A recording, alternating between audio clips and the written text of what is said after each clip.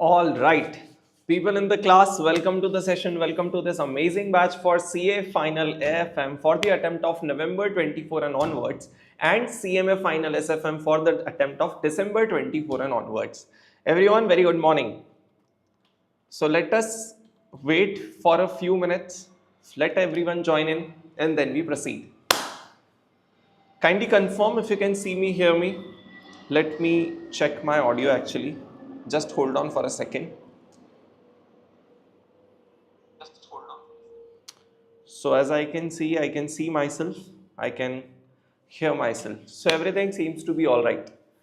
Okay. So let's wait for a minute or so and then we start. Everyone. Rakesh, you can see me, hear me. Very good morning. Sahil, all fine. That's great. Amazing. How are you guys? Halchal, everyone? All good?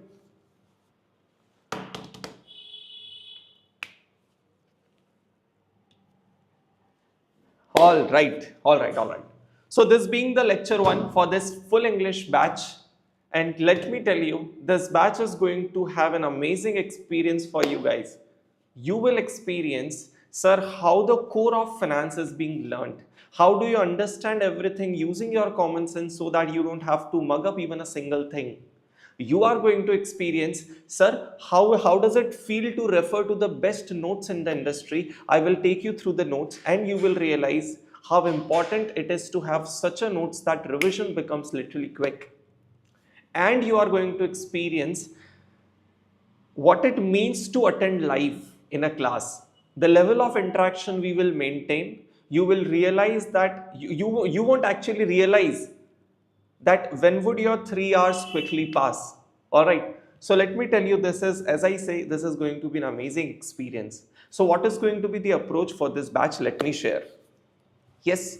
All right, first thing, let me share my screen so that I can take you to certain things. All right, great. So all those who are registering to this batch, they are going to receive two copies, two different books of the hard copies, like two hard copies of two different books. First OutNotes and second OutScanner. Let me clear a few things. OutNotes are the concepts notes and OutScanner is the question bank. OutScanner also have the concepts or the content from theory topics, whereas OutScanner is only the question bank for practical topics. All right. In terms of coverage, let me specifically tell you in just one line, beyond these books which you have received, beyond these books, you won't have to refer to even a single question or a single concept from anywhere else. Right? This book is completely updated till the attempt of May 24, which means no other concept, no other question is to be referred. One more thing. In case of any further update, if institute comes up with any amendment or any updates, you all need to be connected through the Telegram channel and the YouTube channel, and that's all. All the updates will reach to you on time. All right, cool. Let me show you one copy of book that you must have received is this book called as OutNotes, right? This is the OutNotes. How is going to be the approach? Let me tell you. This is a semi-structured notes, right? These are semi-structured notes in which all the concepts, everyone in the class, we are going to study in the form of table, charts and diagrams, which means certain things have already been written, certain basic things have already been written. However, more important things, which are the formulas or which are the concepts to be applied in the questions, those things we will write down at our own in the space given at different places. This will, if you are consistent and if you are putting in efforts to make these notes with me in the class, let me tell you, you will have something amazing ready with you that is going to help you in the exam. Which means you will realize that the revisions literally become very easy because you don't have to read the text. Everything is written in the form of tables, charts and structures, making your revision very easy. Second, so these are the outnotes, which means all the concepts will be updated here. Then you have this book called as OutScanner. Just a second. One second, something has got updated. All right. Anyways. So this book OutScanner, everyone in the class, is the question bank and is actually the solved question bank. And let me tell you a few things very important about this book. First, it is comprehensive, which means questions from all past RTPs, MTPs, exam paper, study material which is relevant for you has come here. First thing. Second, I have tried to modify the solution in this book in such a manner that your marks won't be compromised, but your learnings will actually be very easy. Let me tell you, the same question the institute sometimes solve it this way, sometimes solve it this way. A student is really confused, sir, do we need to remember both the methods, or sir, I'm able to understand only one of the methods, or sir, how will I know which question will have which method? All such problems have been sorted. Now we are going to follow one standardized method which is the most easy, for which we will 100% get the marks, and also which is applicable to all the questions, right? Which means you don't have to worry about, sir, is the solution of this book will the solution of this book match with the institute or not. Everything is as per institute. However, at some point, if I feel that the solution of given by the institute is actually ambiguous, a lot of time, everyone, how many of you have literally observed, that there are mistakes in the solutions given by institute? Do you agree to it? Obviously. Isn't it our favorite job to criticize them? Everyone. I think this is the most relatable common point among us. Criticism towards them. Yes. So, a lot of times we know that solutions given by the institute are ambiguous. In that case, what do we do? In that case, I have given you both the solutions. First solution, which is logical, which will also be approved by your common sense, your knowledge, that okay sir, this is logical. And second solution that I've given is what institute has given. We will have both the solutions. I will clearly guide you at that in that question, which one do we need to follow. All right. So this is the solved question bank available for you. Few more things. Finally, before we start, let me tell you.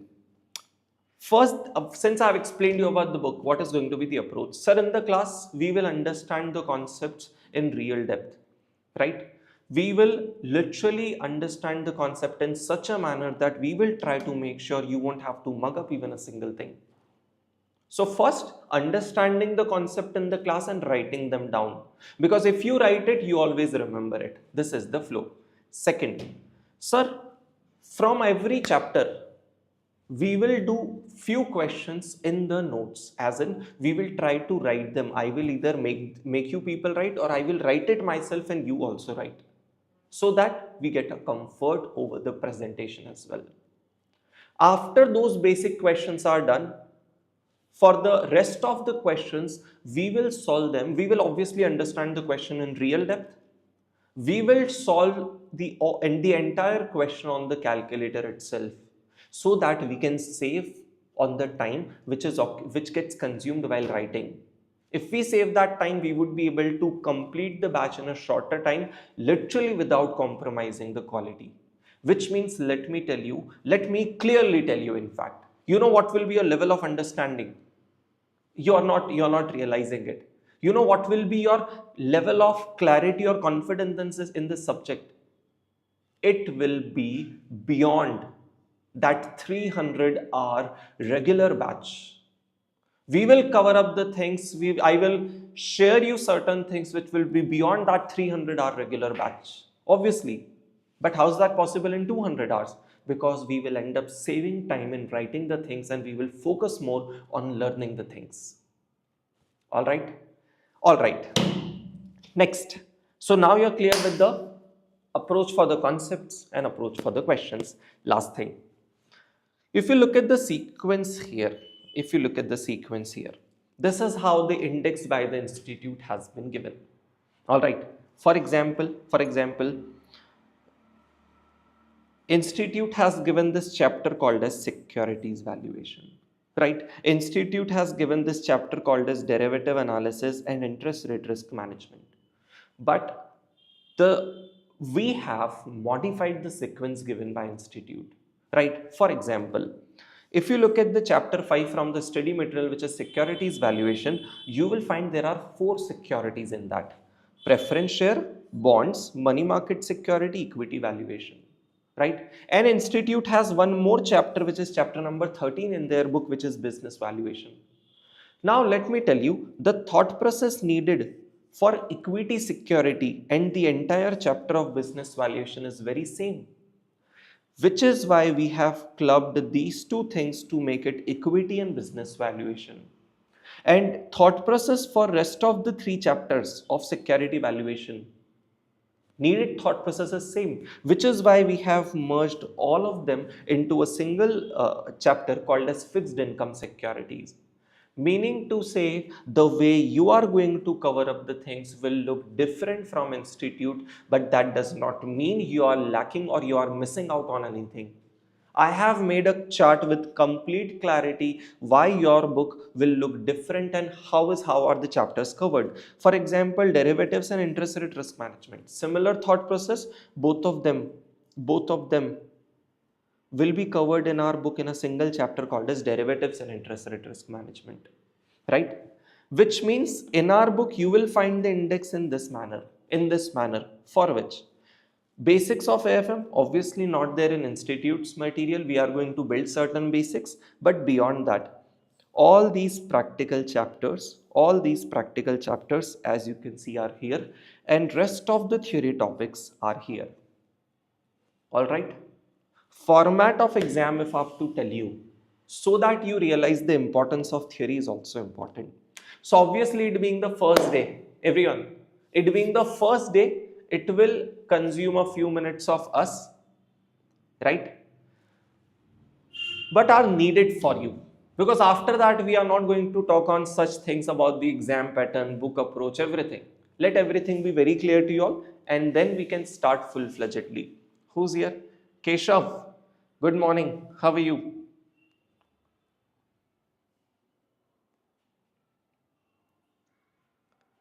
Sahil, what did Sahil say?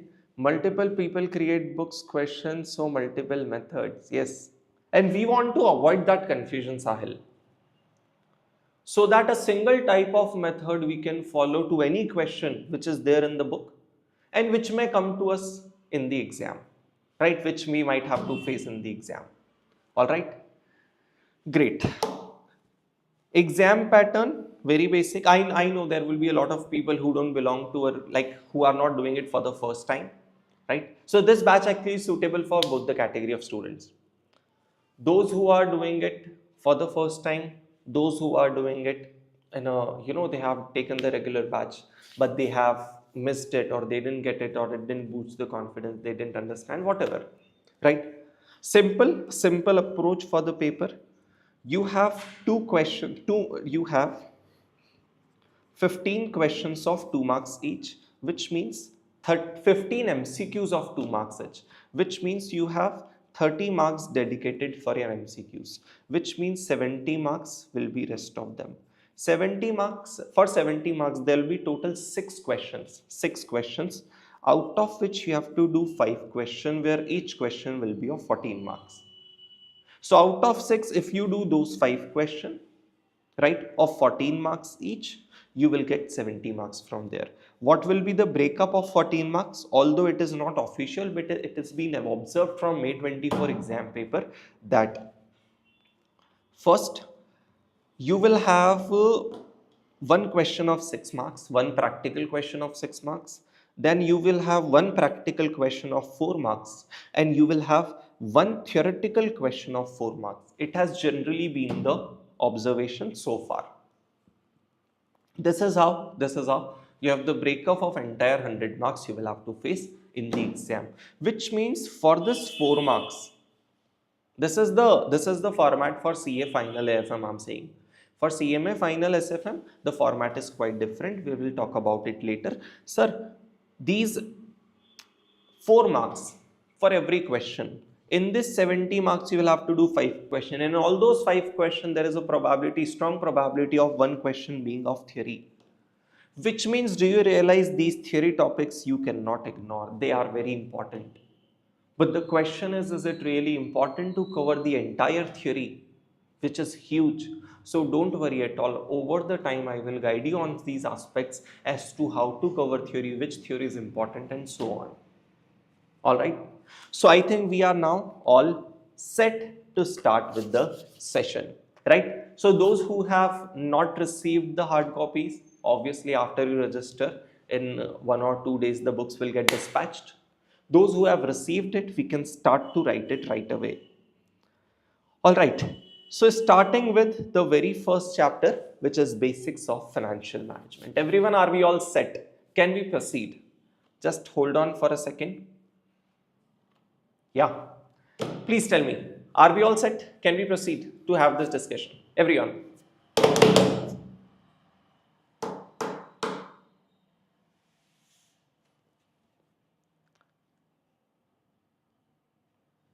Let us, people, get started. Starting with the basics of financial management. In the basics, we are going to understand certain ratios.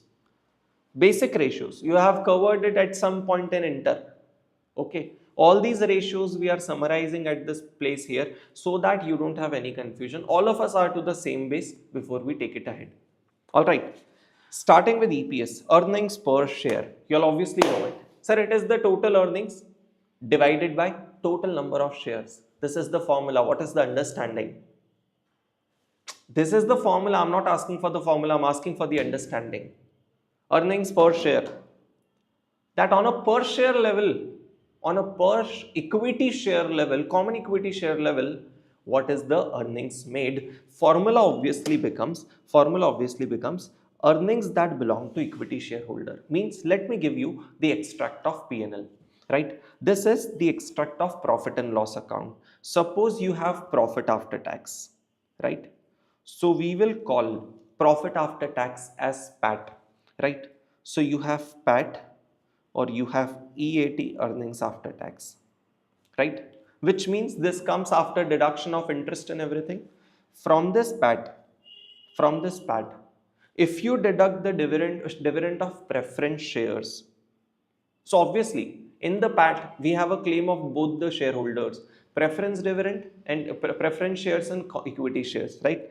So if I deduct from it the claim of preference shareholders, which is preference dividend, obviously can I say rest of the earnings will entirely belong to equity shareholders, right? So which is why we call it EAES, earnings available to equity shareholder, which means this is the profit left for which can be distributed to all the equity shareholder, or this is the profit on which only equity shareholder has the claim, but this is the total profit earned by all of them.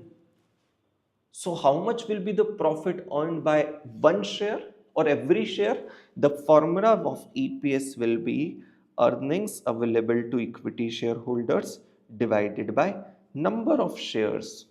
This formula will give you how much is the per share earnings. Easy?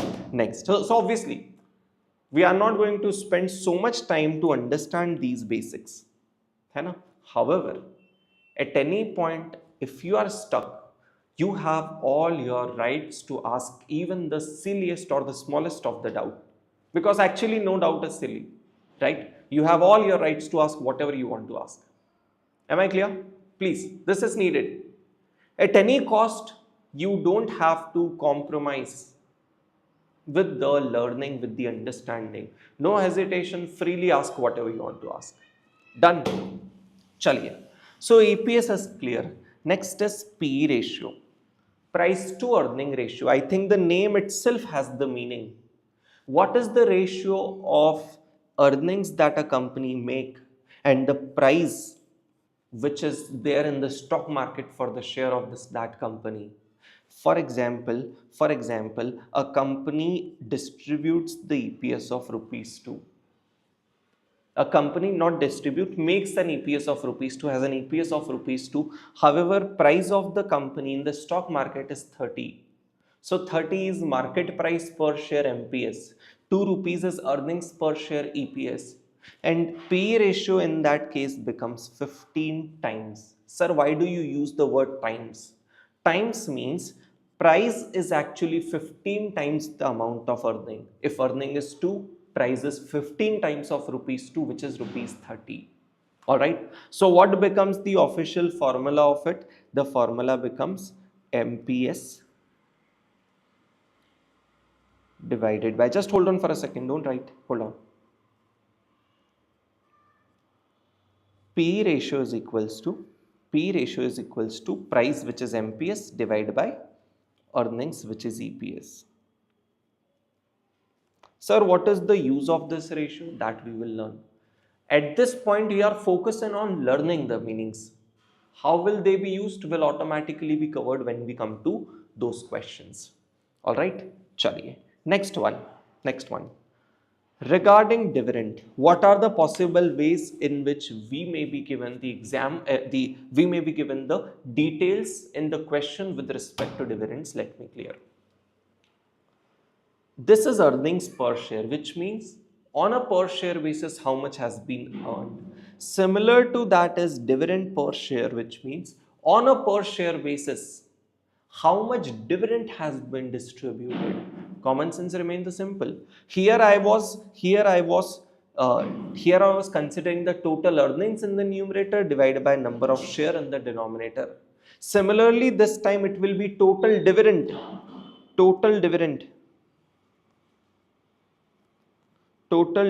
paid in the numerator divided by number of shares in the denominator. This is going to give me on a per share basis how much dividend has been distributed. All right. So this is obviously in maybe rupee terms, ya fir dollar terms, in whatever currency, but it will be in absolute terms. Right. Now you should be able to interpret the dividends given in percentage terms. There are three ways in which the dividend information may be given to you in percentage terms. Very simple. First is dividend rate. Dividend rate is always as a percentage of face value. Please try to understand it very easy. Suppose I say that company, everyone in the class distributed a dividend of 10%. Company distributed a dividend at the rate of 10%. What does it mean? Sir, whatever is the face value of that, 10% of that face value is the amount of dividend. For example, if the company has a face value of rupees 100 each and company said the dividend is 10% or say 25%, which means dividend is rupees 25. Alright. So if I have to write it down, I can write it down in this manner. Just hold on for a second. Let me first of all present it and then you people copy. Hold on. So if I want to find out DPS in that case will be face value. Let me not write this.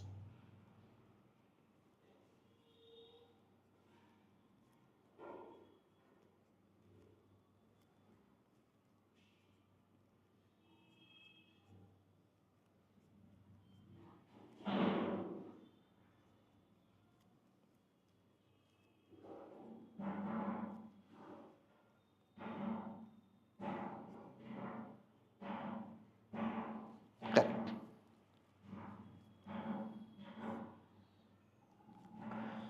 So if I have been given the dividend rate and if I have to find out the dividend per share, then obviously face value multiplied by dividend per share.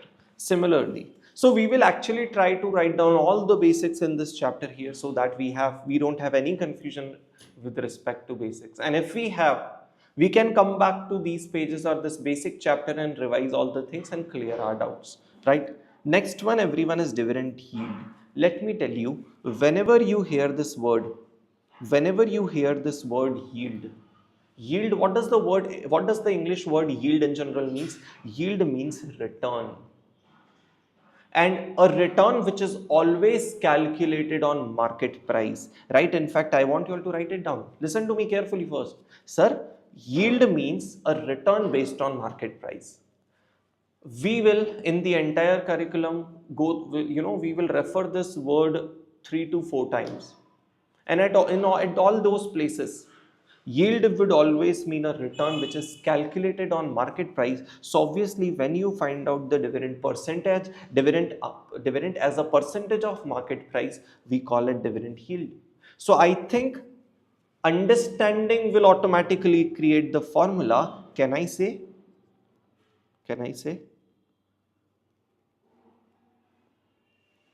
dividend yield, the formula of dividend yield will be DPS divided by MPS, right? So how do I find out dividend yield, which is DPS divided by MPS? So similarly everyone, if I have to find out DPS, if I have to find out dividend per share, if I have been given MPS, and if I have been given dividend yield, multiplying MPS with dividend yield will give me DPS similar to this. So actually, why are these two formulas looking different? Because mathematically they have been presented differently. Let me present the first formula also in similar to second. Let me do an alternative presentation here, which will look like this. Sir, wait, hold on.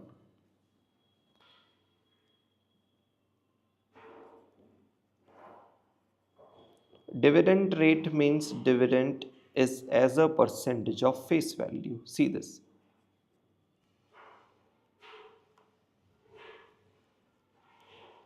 Dividend rate means dividend is as a percentage of face value, dividend yield means dividend is as a percentage of MPS, and dividend payout means dividend is as a percentage of earnings.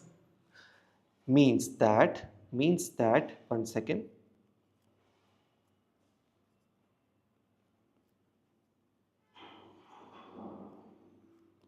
How much is dividend or dividend per share as a percentage of earnings per share? Which means simply saying if I earn 10 rupee of EPS, of this 10 rupee, suppose I distribute rupees 6 of EPS in the form of dividend, which means automatically I retain 4 rupees in the form of retained earning. So what percentage of my total earning of 10 rupees has been distributed? Sir, 6 divided by 10, which is 60%, everyone in the class has been distributed. So 60% distributed, 40% retained. How much is payout ratio? 60%, which is as a percentage of EPS. So let me again introduce to you in conclusion the three terminologies. More than formula, what is important? Let me tell you. More than formula, your understanding is important.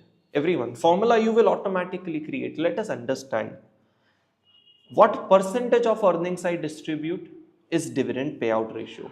For example, you have the earnings per share, and if you have the payout ratio, can you find out DPS? Obviously. Don't think mathematically. Obviously, sir, EPS into payout ratio will give me DPS, but that's maths. Apply understanding. Sir, if the company has 100 rupee of EPS, and company says that we distribute 20% of, or the company says we have 25% as our payout ratio, what does it mean? It means that company will distribute 25 or 20 whatever percent of its earnings in the form of dividends. Meaning to say 100 into 25% will give me 25 rupees of DPS. Easy. Similarly, interpretation of yield, that of whatever I invest, what you invest is obviously the market price now. Can you purchase a share at its face value? No. If you want to purchase a share, go to market. And what is the price in the market? MPS. So as a percentage of market price, how much is the amount of dividend? In percentage terms, how much is the yield I am getting back in the form of dividend? Is dividend yield. And obviously as a percentage of face value is dividend rate basic.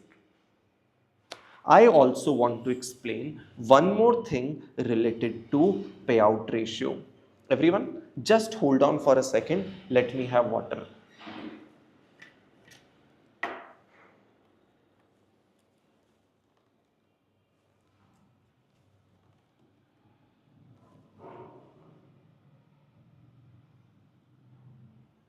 Just a minute.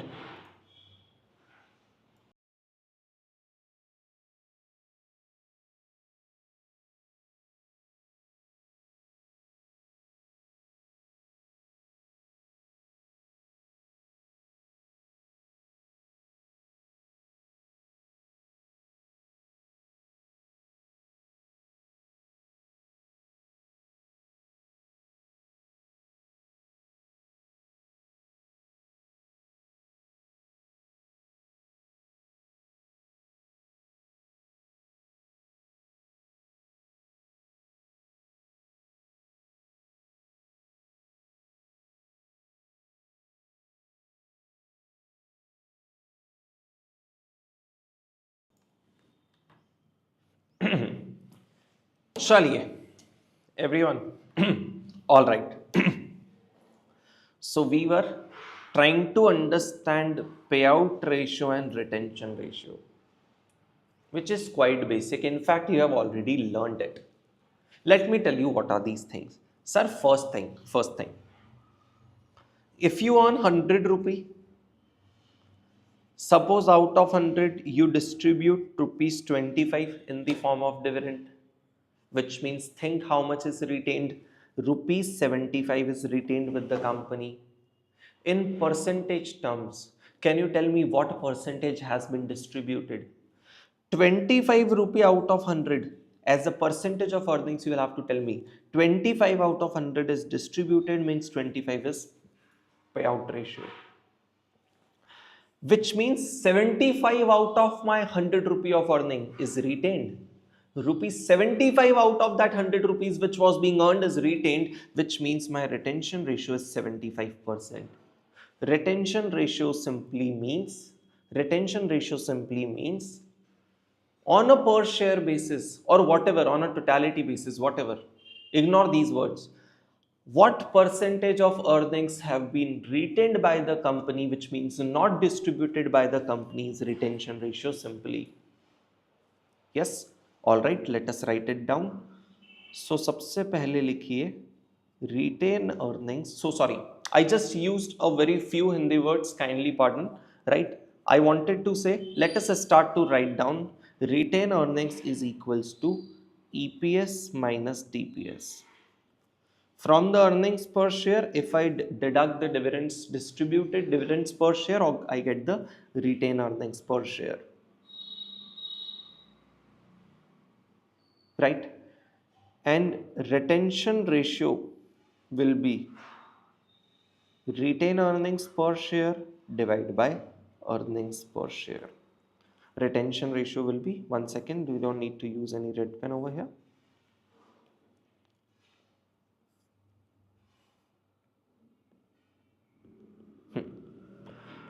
Retention ratio will be retained earning per share divided by earnings per share. Very easy, very basic. The last thing which I think we should write down, which is a relationship between these two ratios.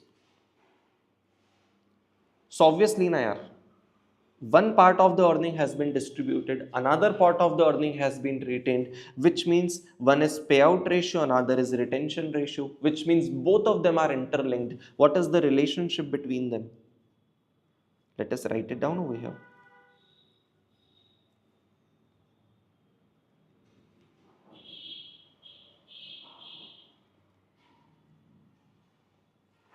Payout ratio plus retention ratio is always equals to 1 or 100%. Obviously, na yaar. If you distribute 40%, which means you retain 60%. So the sum of two will always be equal to 100% na. Or in decimal terms, it will be 1 na. Everyone. Right? This is such a basic thing, which means if I have the payout ratio of 40%, I can obviously find out the retention ratio as 60%. I can back calculate it. This is the relationship between two things. While explaining this, it just came to my mind that I should explain you something related to percentage, which is quite basic. But I think one might have missed it while doing, I think, 9th or 10th standard maths class. Do you people realize that, where should I make you people write that down? Chalo, write it down here.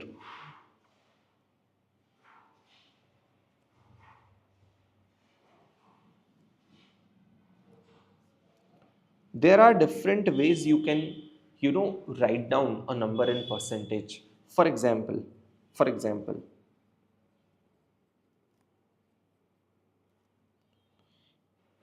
what can you write down 2% as? 2% can also be written as 0.02. Obviously, for example, 1000 rupees into 2% is how much? Sir, rupees 20. And obviously 1000 rupees into 0.02 is how much? Rupees 20. Meaning to say 2% can also be written as 0.02, and it can also be written as, one second, It can also be written as 200 basis points. Now, sir, what is this basis points? Let me tell you. It is a subunit of percentage. For example, 1 rupee has 100 paisa. For example, 1 kilometer has whatever, I think, 1000 meters. Similarly, 1 percentage is equals to 100 basis points. So obviously 2% will be 200 basis points. So basis point is a subunit of percentage, which means if someone says 50 basis points, feel what is he trying to say? He means to say 0.5%.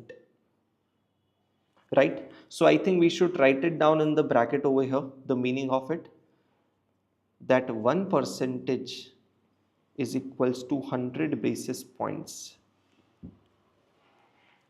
These are three ways actually. These are three ways actually in which, just a second, let me do some beautification work for you guys. Hold on.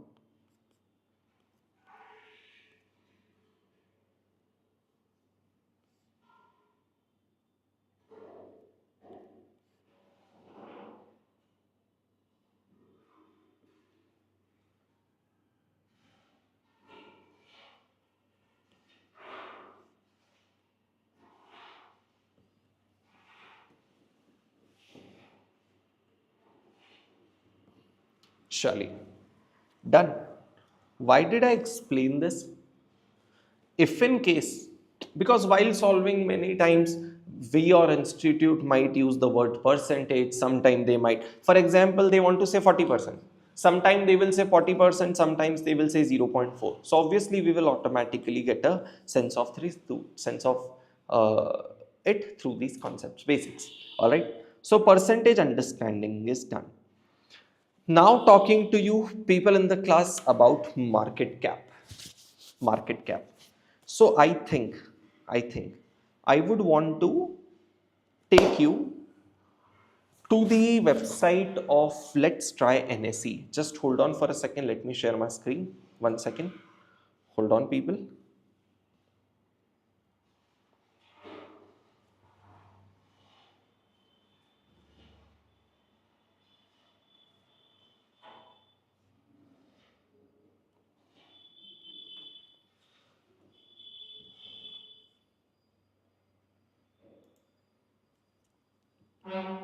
Wait, let me connect to. Oh, hold on.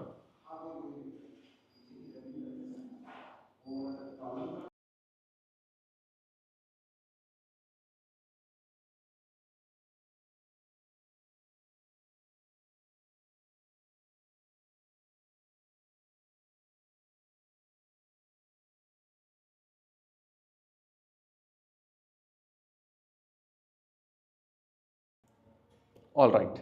है ना? Let me take you, for example, to the company TCS. I was wondering if I can get EPS over here. But anyways, we will have the needed thing. Chaliye. So that you don't have to literally very theoretically mug up the things. Obviously, you can see every share which is being traded in the market or the stock exchange has the share price. Sir, what is NSE or BSE? The stock exchange. Certain very basic thing so that you have these things in imagination. Let me tell you, even if I don't tell you these, you will learn these. But you will learn these in theoretical manner. You will have to understand through a story. Here you can see it. Yeah, if I have to explain you what a lion is, I can either tell you it is very strong, 4 legs, 1 tail, or I can show you the lion, which is very easy now. This is what I'm doing. I can show you what is NSE. So basically, if you want to buy, sell, where do you go? I want to buy, you want to sell, where do we go? Both of us go to stock exchange. I will tell I want to buy, you will tell you want to sell, and accordingly transaction will happen. So there are two such marketplaces where trading take place, NSE, BSE, which we call them stock exchanges, right? This is the share price, which means at this price one can buy or sell. On a lighter note, which means broadly you can say that 3855.65 is the price of share. This is MPS, right? Sir, where do I find the EPS of the company? FR people, I don't need to tell you where do you find the EPS of the company. Earnings per share of the company is found where? In the financial statements, you can find out the EPS. When you have the EPS, when you have this MPS, and when you have the EPS, can you find out the P ratio? Yes. In this case, they have themselves given the P ratio. What is adjusted P and everything, we won't get into the details of it. But yes, adjusted P, or ignore the word adjusted, just see the word P ratio of 29.82, which means let's assume let's assume 30 times. 29.82 means 30 times, for example. What does it mean?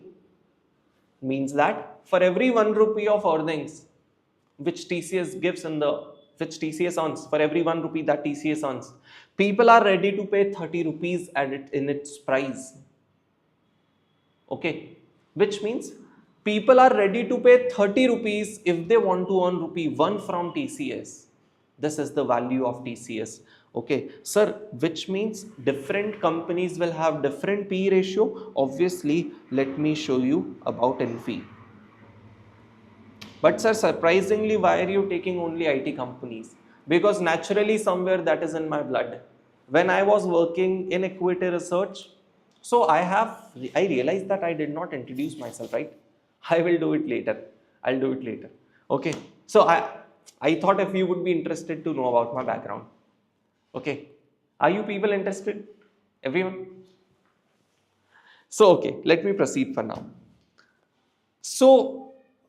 When I was working in equity research, after clearing my CA and CFA, after clearing my CA and while pursuing CFA, when I was working, I was taking care of IT industry with my team. So what is naturally in my blood is companies like TCS, Wipro, HCL, Tech Mahindra, Infosys, all such companies. If you talk about P ratio of say 24 times, 23.72 is 24 times for the company Infosys, which means for 1 rupee of earnings, for every 1 rupee that Infosys earns, people are paying 24 rupees at its price, whereas for every 1 rupee that TCS earns, people are ready to pay rupees 30 at its price. Which means 1 rupee if you get from Infosys, you will give Infosys 24 rupee, and that 1 rupee if you get from TCS, you will give TCS 30 rupees. This is the difference. Sir, why is that difference? All those things we cannot cover in this small batch of 200 hours. This is all related to the learnings of financial modeling. Anyways, so I have taught to you these basics. Let me find if I get the yield as well over here. Hold on for a second. Chali, great. The next concept will be covered through this shareholding pattern. Let me come to next concept and show it to you here. See, we also have the amount of EPS, fortunately. For the year of 31st March 2024, 23, one second, we have it quarterly actually. If we want it annual, for simplicity, we can add it up. So these are the earnings for not for the year, but for the quarter. March 24, December 23, September 23, and Jan 23. Respective quarters, these were the earnings of 20, 15, 15, and 14.36 something. Alright. Obviously, for the purpose of EPS, what do you consider? Annual earnings per share. All the numbers that you will do in AFM are annual. Okay. Cool. So I think I will have to take you to the next topic. Just hold on for a second. And then again we'll come here.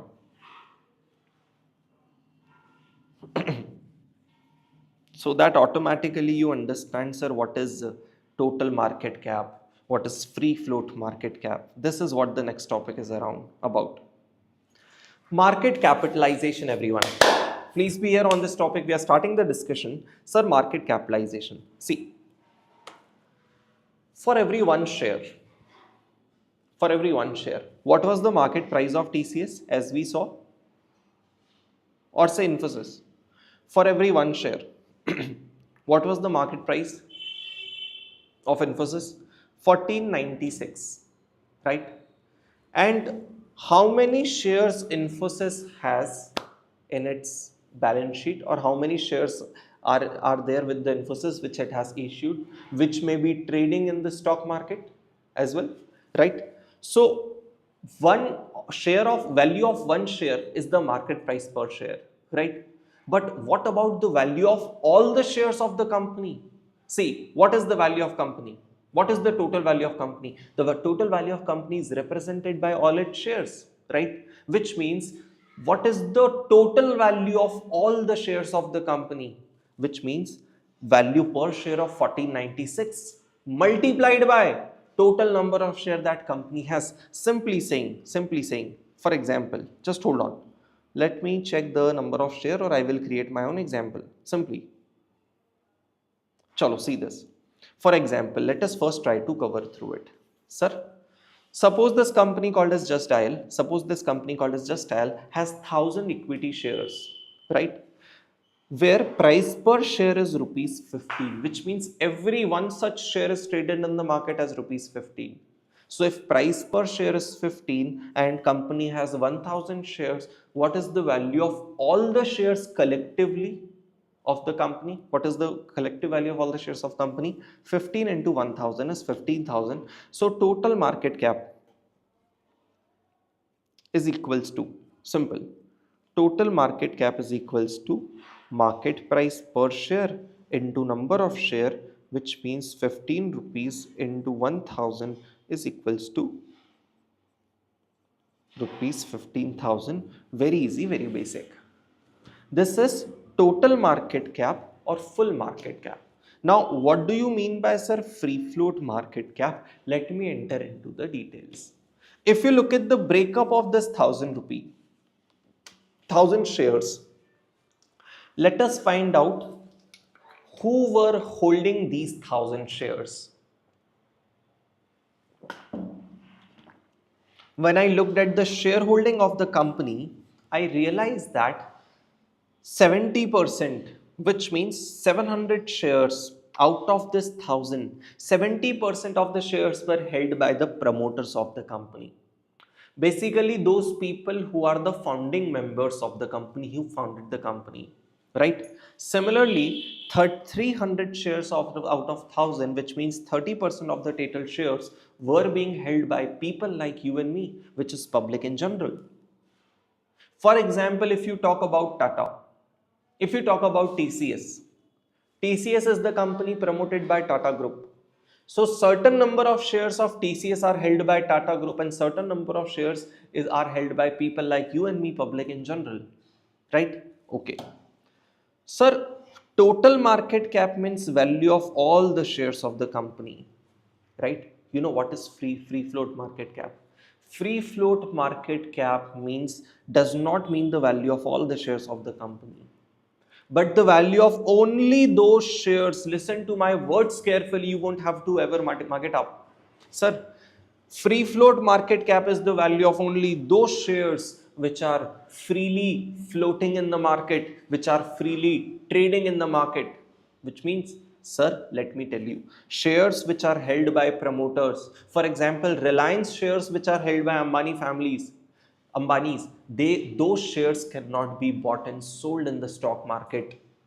Then shares which are held by you and me and public in general are being bought and sold. If you sell, I will buy, I sell, someone else will buy. It is not the shares of Ambani's which are listed on the stock exchange. Similarly, these 700 shares are not listed on stock exchange. They cannot be bought and sold through stock exchange. These 300 are bought and sold. So what is the total value of those shares which are not held by promoters, which are held by public in general, which are freely floating in the market? So it is actually market price per share into free float number of share, which is rupees 15 into 300 is 4500 free float market cap.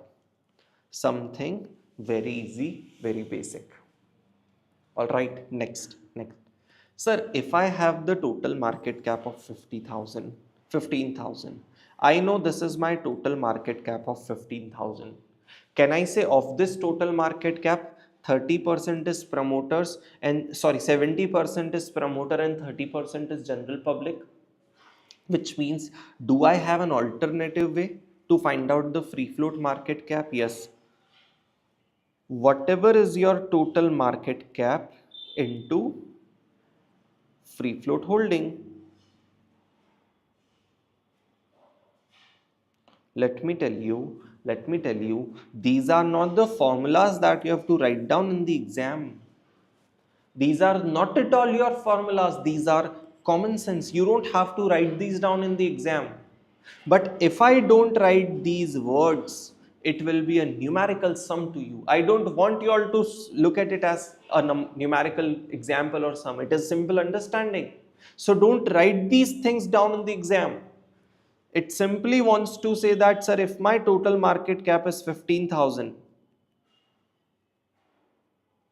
and of that 30% is freely floating in the market, which means 30% of this entire market cap is owned by public in general, which means rupee 4500 is my free float market cap. These are the two ways in which you can find it out.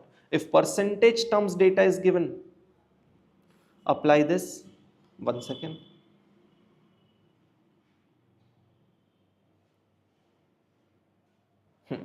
If data in percentage terms is given, apply this. If data in number of share terms is given, apply this.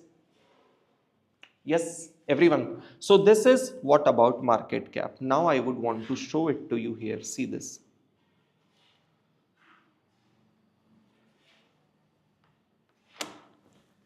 If you look at, let me show you TCS only. Because to be frank, I don't clearly remember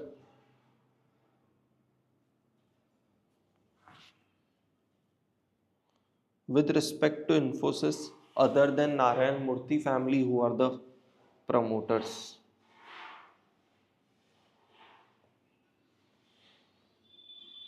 Chaliye, see this.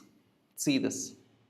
Let us look at the latest data of 31st March 2024. Out of my total shareholding of 100%, whatever number of shares were there, out of 100%, how much are the promoters owning? 72%, around 71.77 of the entire company. Huge company. Can you imagine the size of TCS? It's huge. 72% of entire companies owned by the promoters, which include starter group or group companies, right? And only 28.23% is held by people like you and me, public in general. All right. Let's try to look at the market cap. See this. Total market cap. This would be in terms of crores, na? Total market cap is 13,95,000 crores, which is why I said it is a huge company. 13,95,000 crores is the total market cap. But of that total market cap, around 10 lakhs is owned by 10 lakh crores of that market cap is owned by them. How much public in general owning? Free float market cap of 3,90,602 crores.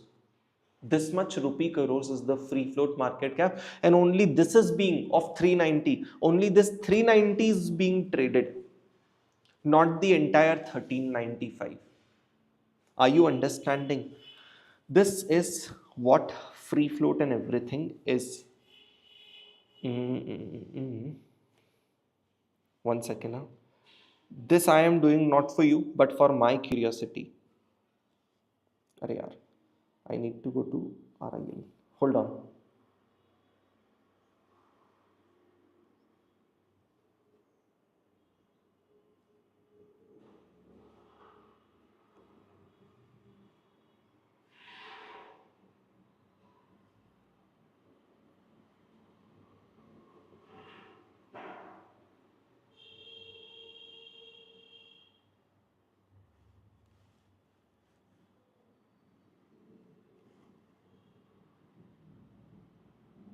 Okay.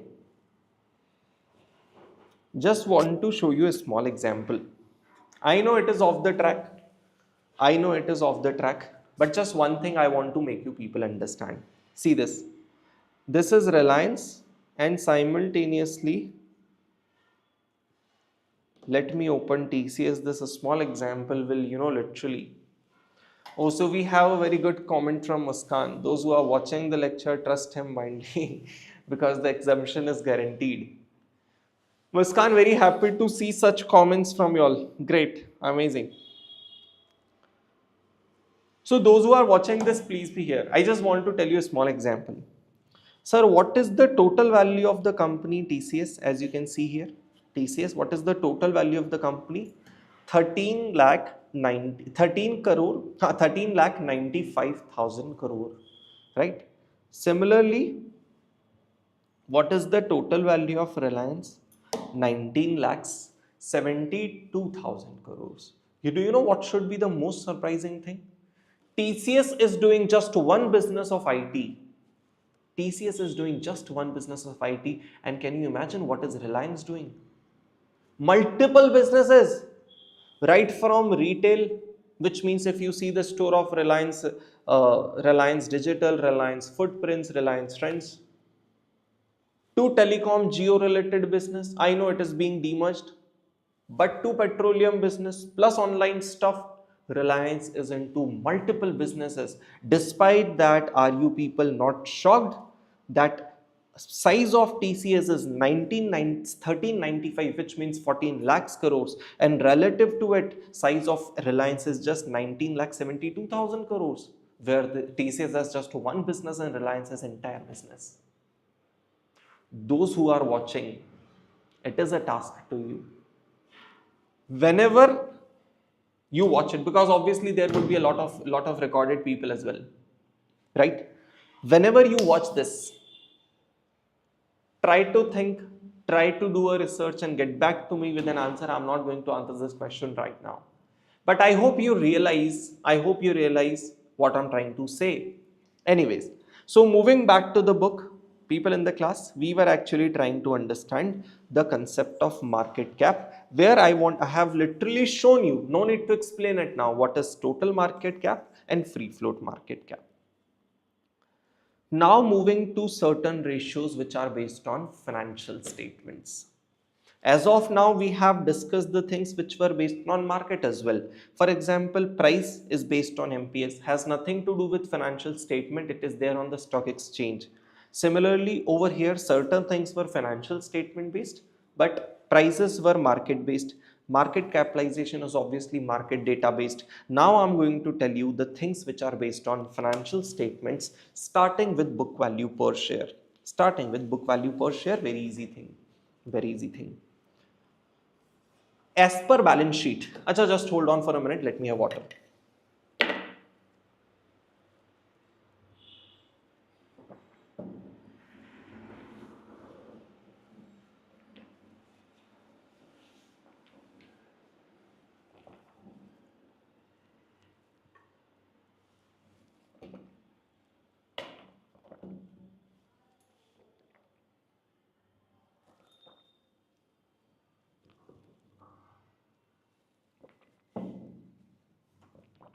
Chaliye, let me tell you what I'm trying to say.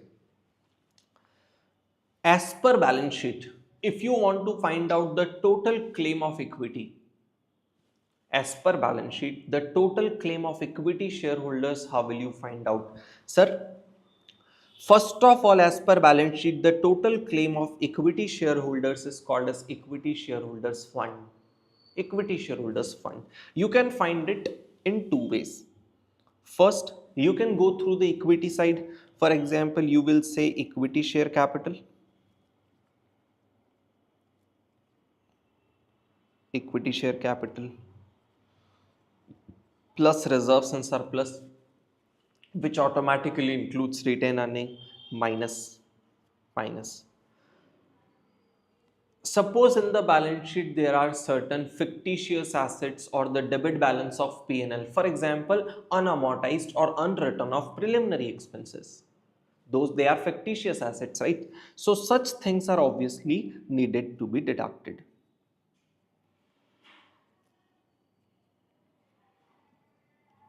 Hold on, don't write hold on.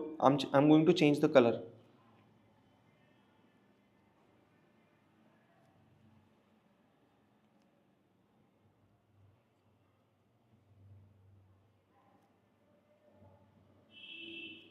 Kindly pardon me for my spellings, okay?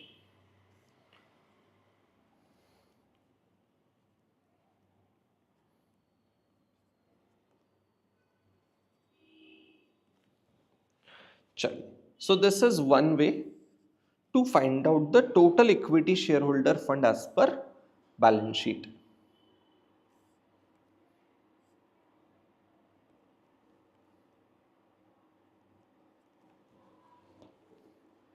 Another way, so here we went through equity side, like which means the liability side where we tried to add it up the capital.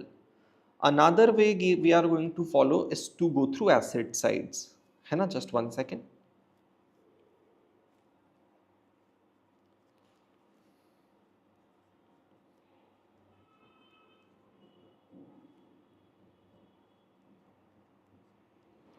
You have to add up all the assets.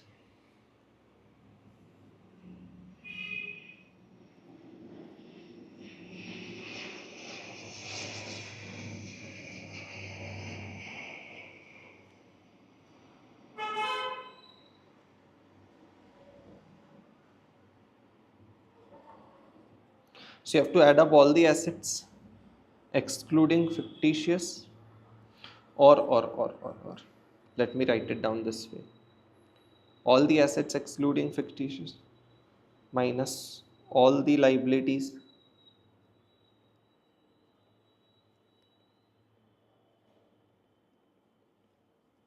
so obviously now everyone, if you have the assets, another way to find out the balance of equity in the balance sheet is add up all the assets. है ना? Imagine it over here. Obviously very simple. You have all the assets. Take the total of assets from which if you remove the liability part over here, then obviously whatever left in the balance sheet is equity because the total of balance sheet always matches. So from this total, if you go back and remove the liabilities, what is left? Equity is left, and that is what we are looking for, right? So all the assets minus external liabilities, but again from which you will have to deduct what? Hold on for a second, let me tell you.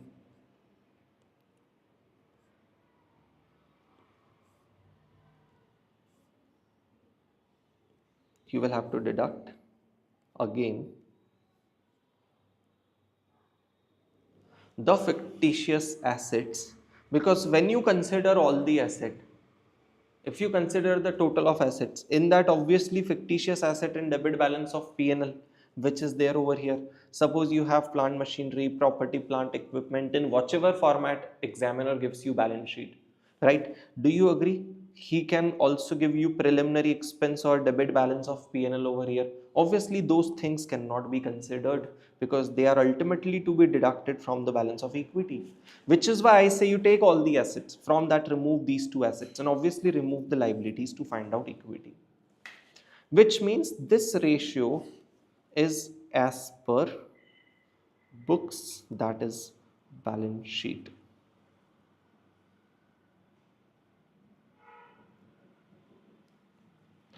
As per balance sheet of the company, what is the total value of equity, right? Because as per market, what is the total value is called as market cap, but as per the balance sheet, what is the total value called as equity shareholders fund. Now this total value, this total equity shareholder fund will belong to who? To all the equity shareholders. This total value will belong to all the equity shareholder, means on a per share basis. On a per share basis, how much is the value as per books? This is the total value as per books. Then on a per share basis, how much is the value as per books? Is book value per share. So if I want to find out something on a per share basis, what will I have to do? Simply that, sir, whatever is my equity shareholder fund, if I divide by number of share, total value as per books divided by number of share will give me per share value as per books, common sense, which is book value per share. Remember, this ratio is based on balance sheet, has nothing to do with the market. Correct? So if I have to create a small chart for your understanding, right? Just let me, don't write it down, huh? Let me create it first. If we find it sensible, we will write it down, else you don't write. All right? Just be here for a minute. Just be here for a minute. Let me create it myself first. So,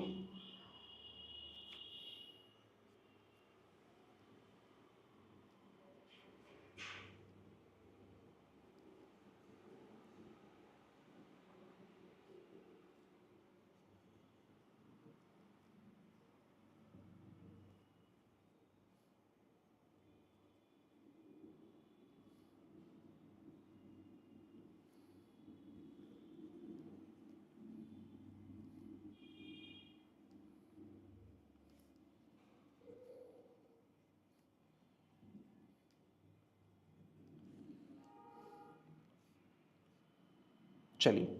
I think this is a small table. See, I know to a lot of people it is quite easy and obvious, but still I would want to write it down because I have to teach, keeping in mind, not the best student in the class.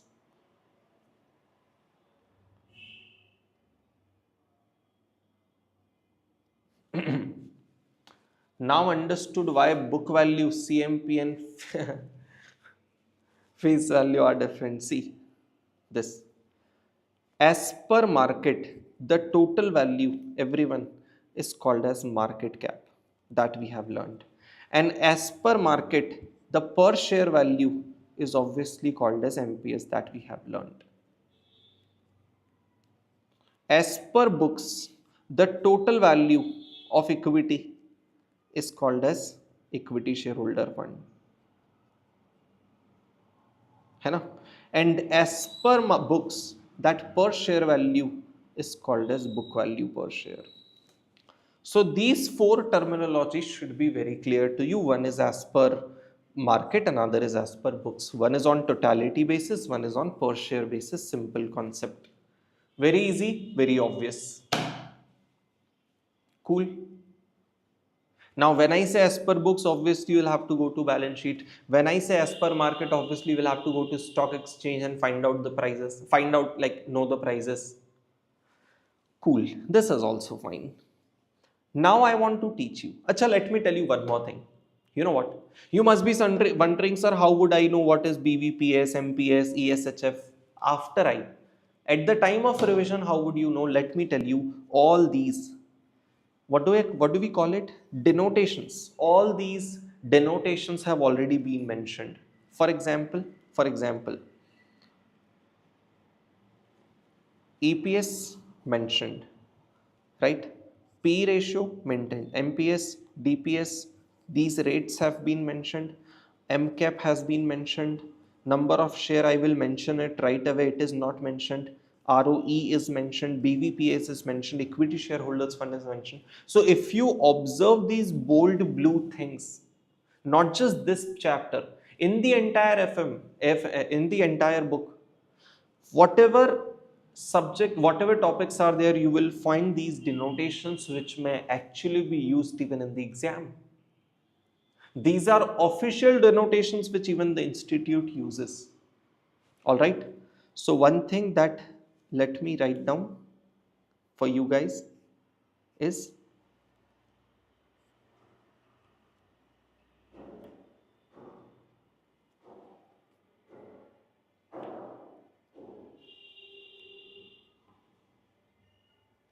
number of shares.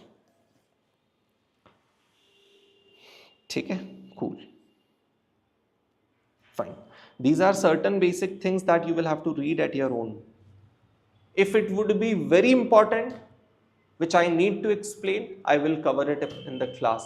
If I find anything that which is there just for your reading, to give you a context, to give you a better clarity, I won't cover such things in the class. When you read it at your own at the time of revision, things will be clear to you. All right, chaliye, fine. So we are everyone clear with what is book value, market price per share, market cap, equity shareholder funds. Now I'm going to explain you one ratio, which is return on equity, which is again as per books or balance sheet. If return on equity is as per balance sheet, everyone answer me this. Everyone in the class, you need to answer me this. If this is the ratio based on balance sheet, which numbers will be used? Numbers A or numbers B? Sir, obviously, since it has nothing to do with the market, it is based on books or balance sheet, these numbers should be used and not the one which are above. Easy, basic, obvious. Let me help you create the formula. This time everyone in the class, we will create the formulas, we won't remember them. Please tell me your common sense. What does your common sense say if I tell you that you invest 1500 rupees? Suppose you invest 1000 rupee, and by investing 1000 rupee you earn rupee 200 at the end of the year. By investing 1000 rupee you earn rupee 200. Can you tell me in percentage terms what is your return? Sahil, I saw your answer as B. Okay, rest of the people, even if you are not answering, I hope you are getting it. If you invest 1000 and get a return of 200, what is the return in percentage terms? I know everyone has an answer of 20%, right? What did you do? Which means, do you agree, in your brain set is already in your brain set is already integrated that what should be the formula of return? Sir, it is 200 in the numerator divided by 1000 in the denominator. You know how you have created the formula of return. In the denominator, always and always remember, whenever I ask you to calculate any return, in the denominator will be the amount invested. In the denominator will be the amount on which return is to be calculated, and in the numerator will be the return earned on that amount. 1000 is what I invested. In the denominator will be what is invested. In the numerator will be what I have earned on that investment. Will always give you the formula of return. Common sense. So similarly, understand the name, return on equity. Return on what? Equity, which means return on the capital of equity. Please tell me, we have learned in the last 30 minutes, what is the claim of equity invested in the business? As per books, the amount invested of the equity in the business is called as equity shareholder fund. As per market, it is MCAP, but we don't need to consider it. We need to consider as per books. So if I want to find out return on equity, return on the capital of equity, so in the denominator will be the capital, right, will be the amount invested, called as equity shareholder fund. That as per balance sheet, this is the amount invested on equity. Sahil, it is not EAES. I'm saying about the denominator which is invested by the equity or claim of equity in the business is equity shareholders fund on a totality basis. I'm saying totality basis. Now you tell me, against this investment, as per books, tell me what is the return earned by the company for the equity shareholders, because in the denominator is the amount invested and in the numerator is the amount being earned. Please think and tell me.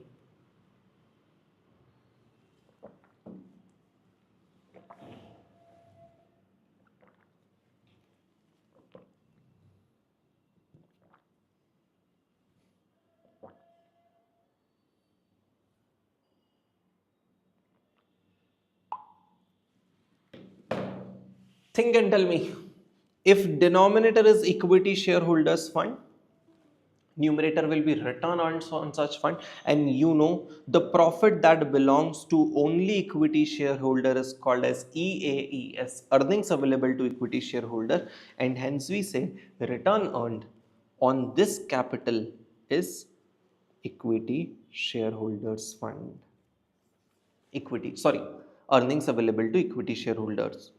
Earnings available to equity shareholders. Correct?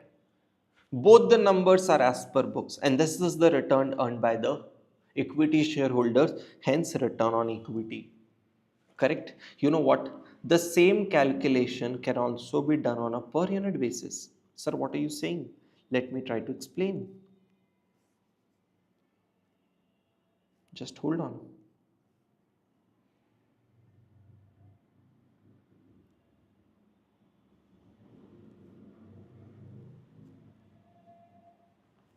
Just 1 second.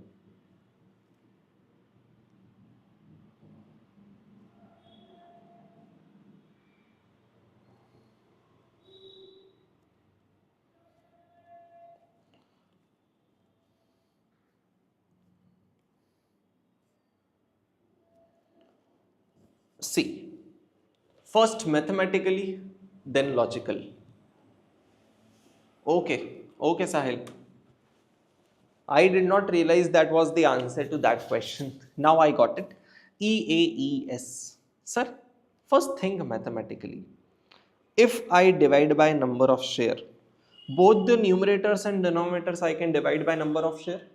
Sir, when you divide something by number of share, what do you get? Per unit claim. I get a per unit number, right? For example, EAES is the total earnings by equity shareholder. If I divide them by number of share, what do I get? Sir, I get per unit earning. These are total earning divided by number of share will give you per unit earning, which is called as EPS. Similarly, this is the total value as per books. As per books, the total value of equity is called as this. And if I divide it by number of share, then per unit, per share value as per share value as per books, everyone is called as book value per share, which simply means ROE can be calculated in two ways and answer will be the same. First way, first way is on totality basis. First way to calculate ROE is on totality basis. Let me write it down over here.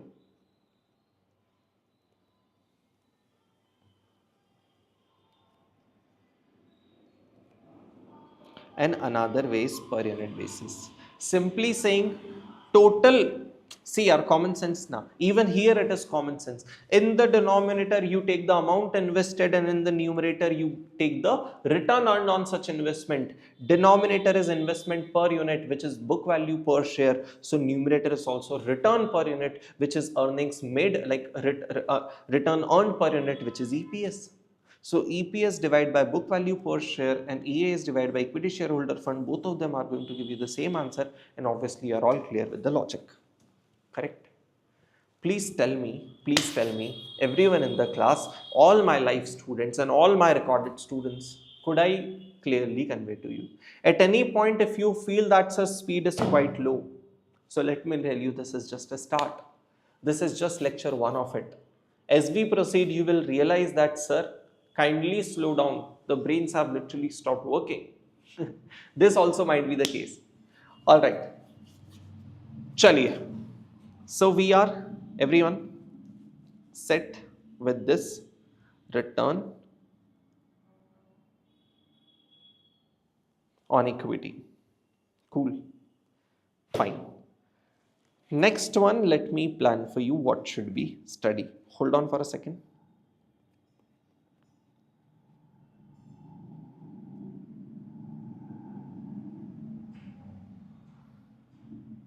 You know what? There would be certain other formulas as well. Sir, for example, what is return on investment? What is return on capital employed? Let me tell you, the things which we study here are generally applicable to almost all the chapters. However, there are certain formulas being used in specific questions, like the formula of, say, debt coverage ratio, formula of return on capital employed. Such formulas we don't study now. As and when we will come to those questions, we will study them and we will obviously write them down here. So for example, if you go to page number 8, if you go to page number 8 of OutNotes, we have this place here where we will compile all the formulas used across AFM, so that one day before the exam, if you have to summarize all these formulas, they are compiled, all of them at one place over here. All right. So whenever we will do those questions, we will write down the formulas used in those questions over here, making your life easy. Next one I think we should learn is regarding time value of money.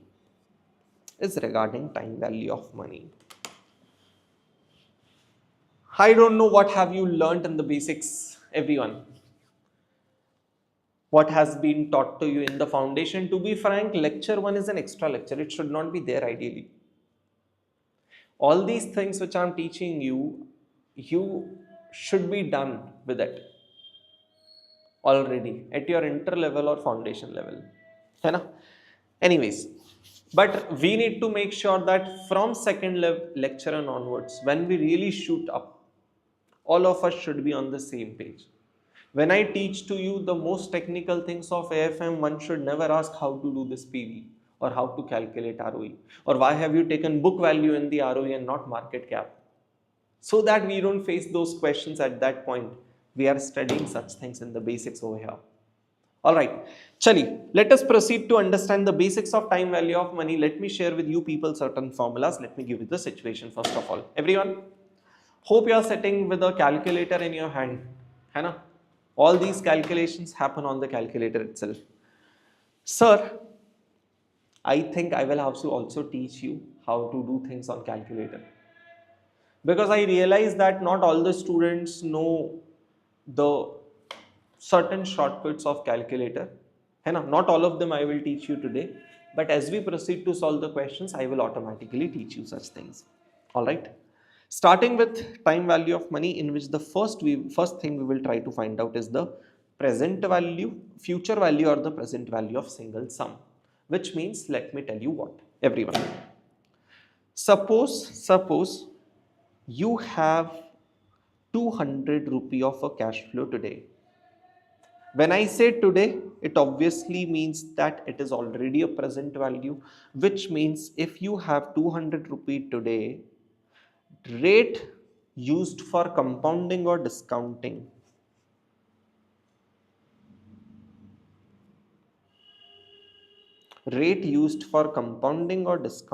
if that is 10%, then what will be the future value of this rupee 200 at the end of 5th year?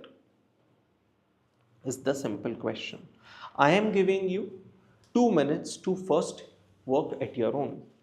I don't want to teach anything right now. Obviously, na yaar. Give some burden to your brains, give some work to your brains.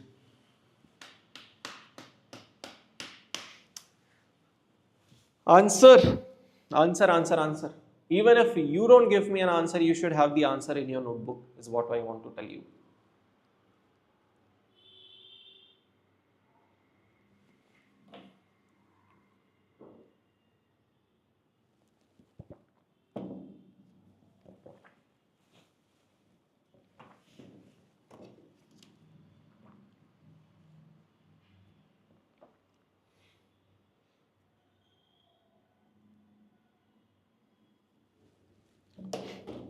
Sir, very basic. Let us try to do the things both on the calculator and through the formula, right? When we stand at CA final level, both the things should be very much clear to us, the calculator and the maths or the formula. Sir, first of all, the given situation should be 100% clear to you. What is the situation? You please don't write, because I'm wondering if we have sufficient space to do it or not. Y'all please don't write. I'm trying to first of all create a chart kind of a thing out of it.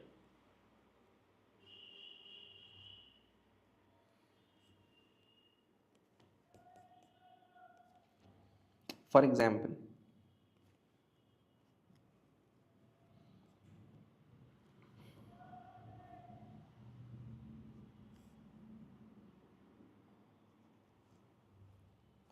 I have, this is 0 year, this is 5 year. I have rupees 200 over here. I want to, people in the class, find out the value of this 200 rupee over here. This is what the question is, right? Simply saying, everyone simply saying, please be here.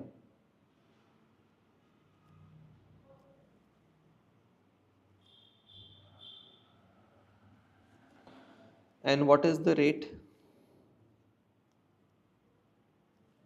When you say rate is 10%, always know that if it is not mentioned, always know that if not mentioned, rate is always per annum.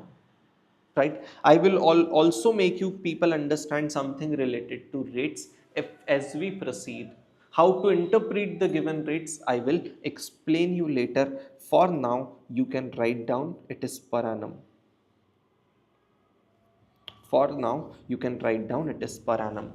Alright, let us proceed. Sir, if you can recollect, so I'm changing the approach. Initially I was thinking that let me explain everything right from the detail. I'll explain it in detail, but I won't give you the derivation of formula. You will have to use some basic knowledge you acquired at CA foundation level and CA enter level.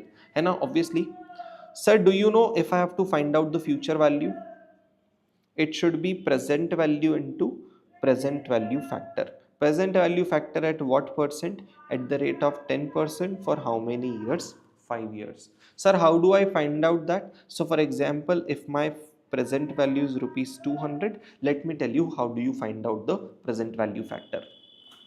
Let me first, chalo, let me try and teach you. This is something very obvious, but still if you don't know, let us do it once. Sir, you will have to take 1 plus r on the calculator, है ना? So let me also write down this as well. So present value factor is basically 1 plus 10% to the power 5. How do I find out future? Sorry, my bad. I just used the wrong word, future value factor. Present value factor I used despite future value factor. So obviously, if I have to find out the future value, to the present value, if I multiply future value factor, it will become future value. Correct. How do I find out future value factor? So obviously 1 plus r to the power n, basic formula that you know right from the childhood. Correct, which is 1 plus 10% to the power 5. How do you calculate it? Something very obvious. You must have done it multiple times. 200 multiplied by. How do I do it? Let me show you. These calculators, easy tricks, basic tricks. This is not even a rocket science.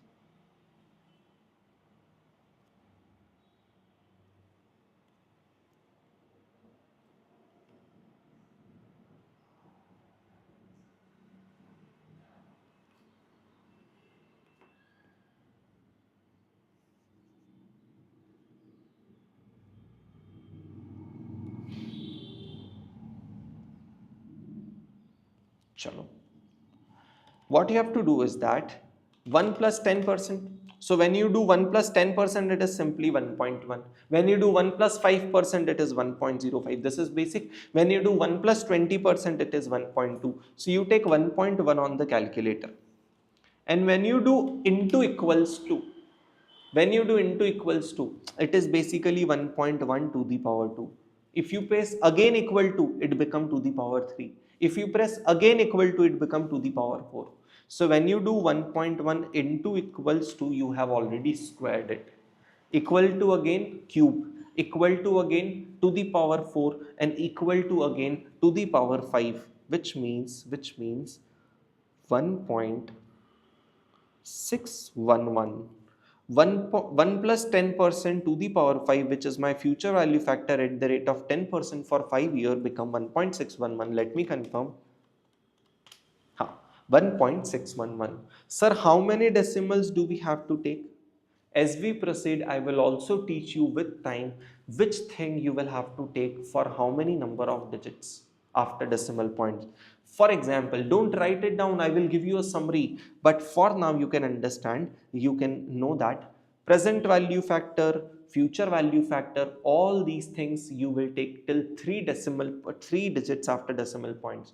So 1.611, because the number on my calculator is 1.6105.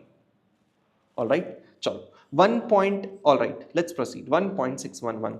So number is not important. Whatever is the answer, be the answer.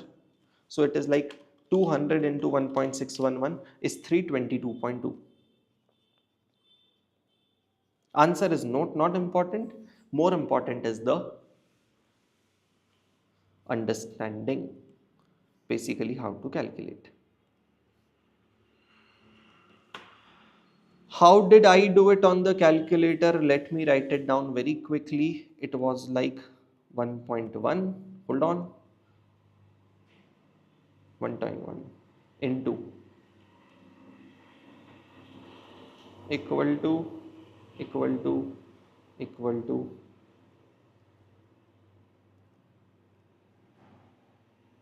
4 times. है ना? So I hope you people would be able to understand it the way it is presented.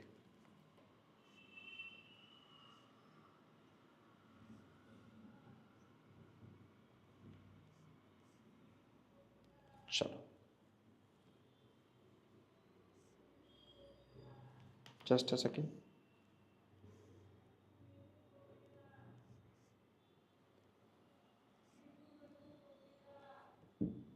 Cool. Sir, do we need to really understand if we are okay with calculator? Imagine that you are comfortable with calculator. Sir, you can directly calculate future value factor like this. Sir, do we need to still understand this? Obviously, these are so basics of AFM that these may be used at any point. In fact, this will be used at a lot of time. Cool, very easy, basic. Sir, another situation. Let me take you here. So let's assume that this time I have rupee 200 here in the form of future value. And let's assume that I want to find out the present value over here.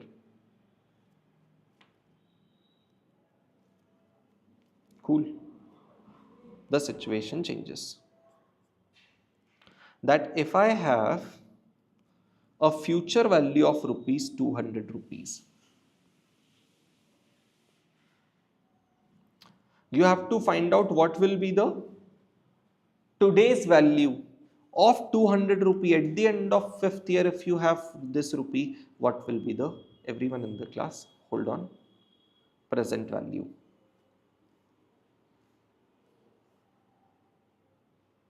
Chaliye, very quickly present it, waiting for you all to present.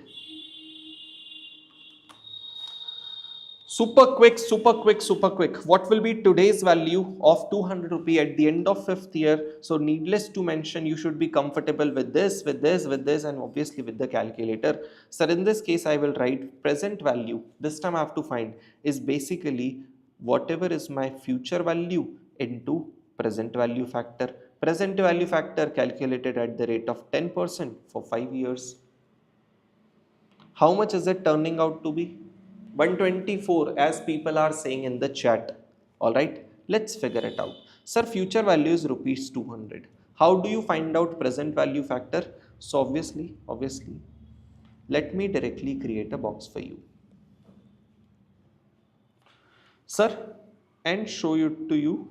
How do you do it on the calculator?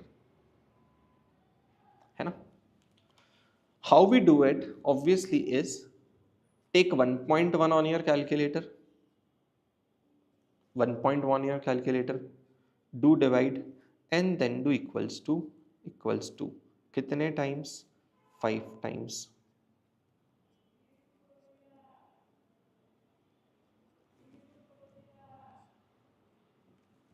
है ना? So you take 1.1, divide 1, 2, 3, 4, 5. 1.1 divide equal to how many times? 5 times, which means you have to take a rounded off till 3 decimal points with 3 digits after decimal points, which is 0.621. And when you multiply rupee 200 with 0.621, it gives me 124.2, which is obviously a correct answer. Which means, sir, these steps should be quite obvious for you. 1.1 divide equal to 5 times. You know what is something to observe? When you have to calculate future value, you do multiply equal to. And when you have to do present value, you do divide equal to. But multiply equal to is only 4 times. If it is 5, you do 4 times. It will be 10, you will do 9 times. However, divide equal to you do 5 times. If it is 5, you do 5 times only. If it would be 10 here, you do 10 times only. You don't do -1 like this. Over here, you don't do. Cool. Great. This is basic done. Next situation, annuity. Sir, single sum means there is only one cash flow. One was present value, so we made it future value. One was future value, so we made it present value. Now what you have to do is about the annuity. Do you know what does annuity mean, everyone? What does annuity mean, people? Annuity is a series of cash flow. It is not a single cash flow. For example, if I have 5 cash flows, like 5 cash flows of rupees 200 each, at the end of every year, you know what is the condition of annuity? Same cash flow after same time interval. 200 rupees at the end of first year, then second, then third, then fourth, then fifth. Matlab, after every 1 year, if I receive the same amount of cash flow, it is annuity. Sir, if I receive 500 rupees at the end of every 6 months, which means at the end of 6 months, 12 months, 18 months, 24 months, will it be annuity? Yes, it will be.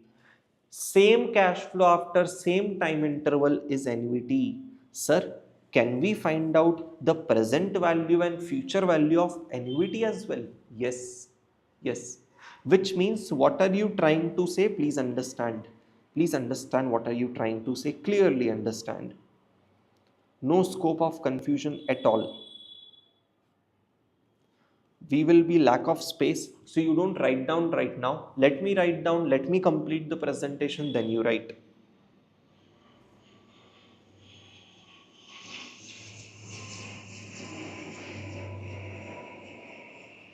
Suppose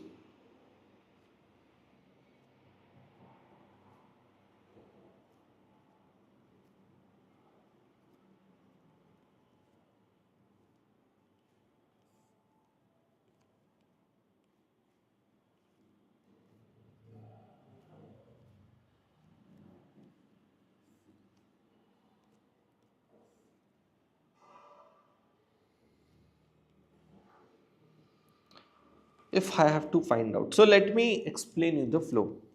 The left column is for future value, the right column is for present value. So if I have these 5 cash flows, and if I want to find out the future value for all of them, let me do it for you right away. What will be the present value? Let us understand.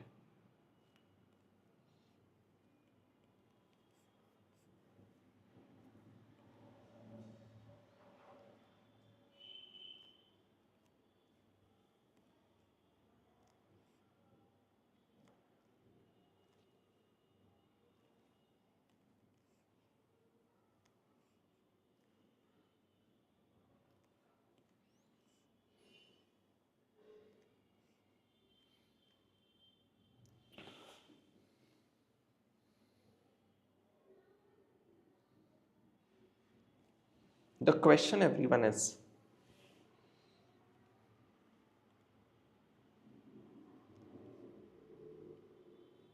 chalo. The question, everyone, is what will be the future value of all these 200 rupees? Let me tell you the most important concept of the entire AFM, most important approach, I must say. In the subject of entire AFM or SFM, let me tell you, sir, if you are able to imagine the things on the timeline, you have half won it. Let me tell you, be it the most difficult question, if you are able to imagine the cash flows on the timeline, you have literally made it easy. A lot of people apply these formulas of annuity, calculating future value, present value, single sum future value, present value, but do you know where do they lack? Even if they apply formula, they are not able to imagine where on the timeline they stand. For example, here you know that present value is at 0.0. You need to make it to 5th year end. This is how you do it. How you do it, still a lot of people do, but exactly on the timeline they are not clear. And being able to frame a question in terms of timeline is the most important thing, and that you will realize as we proceed. My objective of this batch won't be to make you people solve the question. My objective of this batch will be evolve you people in such a manner that you are able to think at your own to solve any question. Once I teach you how to think, my purpose will be done. You will become self-dependent to solve any question given in the situation, solve any situation given in the question. All right. Similarly, over here, we need to learn if you have cash flow at the end of 1, 2, 3, 4, 5, how do you find out the future value at the end of 5th year? How do you do it? Very simple. So it will be, sir, future value will be whatever is the amount of annuity. This, whatever is the amount of annuity every year, 200 every year, multiplied by future value annuity factor. This time it is not future value factor, it is future value annuity factor for at the rate of 10% for 5 years. Alright, now you need to understand this carefully. Some people might know it, some people might, a lot of you might not know it. Why? Because sir, this is the example generally not in use. Even if if you recollect, primarily the questions that you have done with respect to this were NPV, IRR, etc. And in most of the question you use the concept of present value but not future value. Even in CA and CMA final, let me tell you, lot of time, in fact a rare time this concept would be applied. Most of the case this will be applied. But if we get even a single question where this concept is applied, and if we miss in this concept, we will miss the marks. Imagine CA and CMA final is not about these basic things. They are about really something which is advanced. Name itself has advanced, strategic in it. है ना? So make sure that we never have to miss on such basic things even if they are rarely asked. Alright, let us proceed. Let me tell you the approach. Sir, let's ignore 200 rupee. For now, imagine that we don't have 200 rupees. We just have 1 rupee. 1, 1, 1, 1, 1. And I want to find out future value of all these 1, 1, 1 rupee at this point. If I find out the future value of all these 1, 1, 1 rupee at this point, I will automatically find out the future value of those 200 rupees at that point. So let me focus on rupee 1. Let's imagine that if I have rupee 1 here at the end of 5th year, what will be the future value of that 1 rupee at the end of 5th year? Sir, same. Are 1 rupee at the end of 5th year is same only, na? Cool. So let me now write down the calculator step on the timeline itself. Hold on for a minute. I need some space. I'm creating some space. Hold on for a minute. And thank God I said, please wait.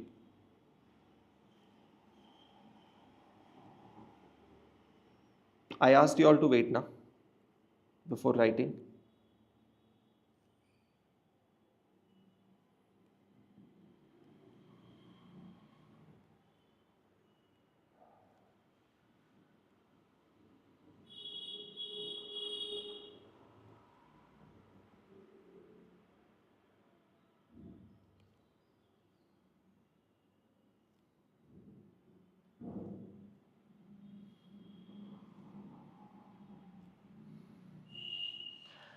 See this, everyone. If I have 1 rupee over here, what will be the future value of that 1 rupee over here? The same. Cool. So let us understand how are we going to do it on the calculator. On your calculator, first you will have to take 1. On your calculator, first you will have to take 1 and obviously do m plus. Let me use pink pen.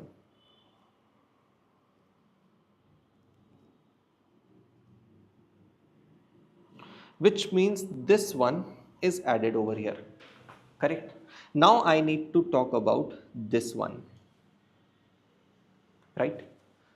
Which means this 1 rupee, what will be the value of this 1 rupee at the end of 5th year?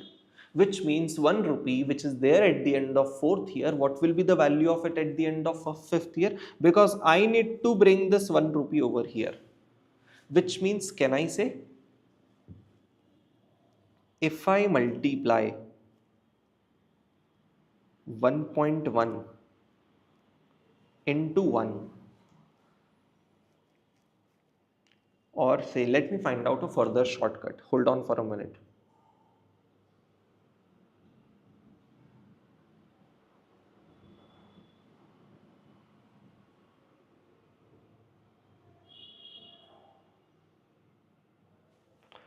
If I don't teach you that, this will also work. Chalo, great, this will also work. Sir, this 1 rupee which is there at the end of 4th year, what will be the value of that 1 rupee at the end of 5th year? 1.1. So obviously I will directly take 1.1. Or if the rate of interest will be 5%, rather than 1.1, I will take 1.05 over here. Sensible? Cool. So 1.1, obviously, this 1 rupee is added in the M plus. This 1 which will become 1.1 over here is also needed to be added. So I will say 1.1 and again M plus. Sir, why M plus? Because you need to understand the meaning of the word annuity factor. Annuity factor means all these 1 rupee, all these 1 rupee which stand here, they are all done future value, and after being made the future value, they are being added, right? So this 1 rupee will remain 1 here. I have already done M plus. This 1 rupee, this 1 rupee will become 1.1 over here, so I have done M plus. Now what about this one? Sir, how much this one will be at the end of 5th year? So you already have 1.1 on your calculator now. You already have 1.1 on your calculator. Sir, if you simply do into equals to, see, right, try the process right from the scratch. Try the process right from the scratch. 1 M plus, this is done. Sorry, 1 M plus, this is done. Then you take 1.1 M plus, this is also done. Now, if you do just into equal to, you will get 1.21 on the calculator, and value of this 1 rupee at the end of 5th year is 1.21 only now. Because you need to do 2 years of compounding. So 1 rupee with 2 years of compounding become 1.21, and you need to ultimately add it up. So into equals to M plus. Now if you just press equal to, you will get the value of 1 rupee at the end of 5th year. This 1 rupee at the end of 5th year will be 1.331. So just by pressing, you already had 1.21 on your calculator. Just by pressing equal to, M plus, you would be able to register this 1 rupees future value of 1.331 into M plus. Just by pressing equal to again,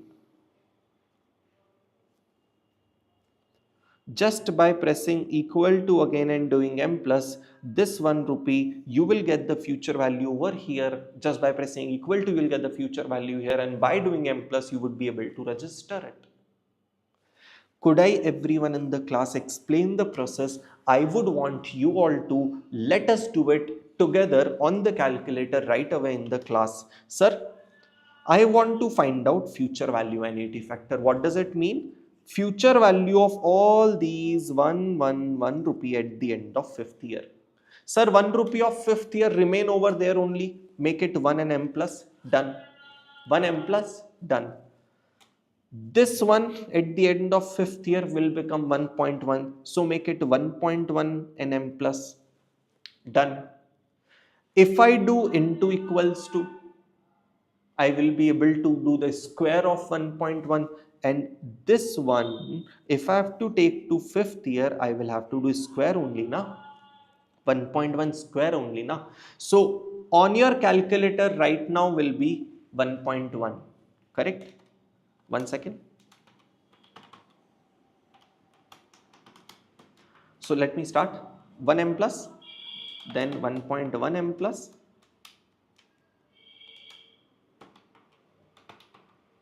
correct. If 1.1 is already there on my calculator after this M plus. If I do into equals to, I will get 1.21. Just by doing M plus, I will be able to register this value over here. So this is also done. Just by pressing equal to, I will get 1.331. So future value of this 1 rupee at the end of 5th year is 1.331. I would be able to, just by doing the M plus, I will be able to capture that value as well. Just by pressing equal to, I will be able, I am getting 1.4641 something, which is the future value of this 1 rupee over here. Future value of 1 rupee at the end of 5th year.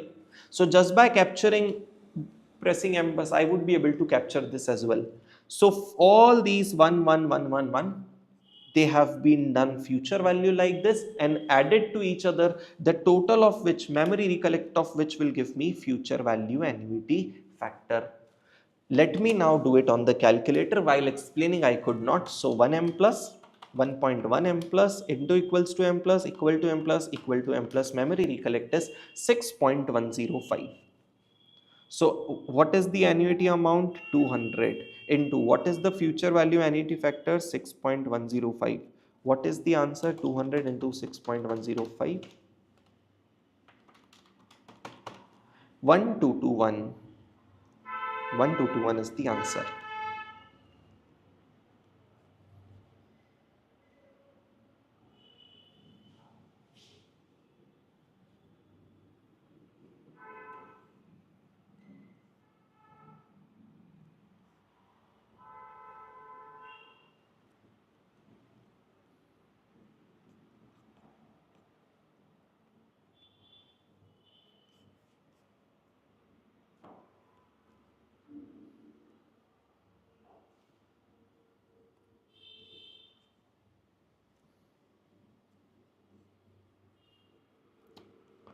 Chalo, let me not map it over here. Everyone in the class, are we settled and comfortable with whatever we have learned? I would want you all to take a quick break now, right? What you have learned right now, at the end of every year, if you have 200 rupees for 5 years, what will be the future value of all those 200s? Conclusion is important. What will be the total future value of all those 200s at the end of 5th year? After the break, we will understand what will be the present value of all those 200 rupees at the end of like at 0 point. Right now you have learned future value of all those 200s at the end of 5th year. I think, pardon me, I think I used the word present value once. Let me repeat. Over here it is future value of all those 200 at the end of 5th year.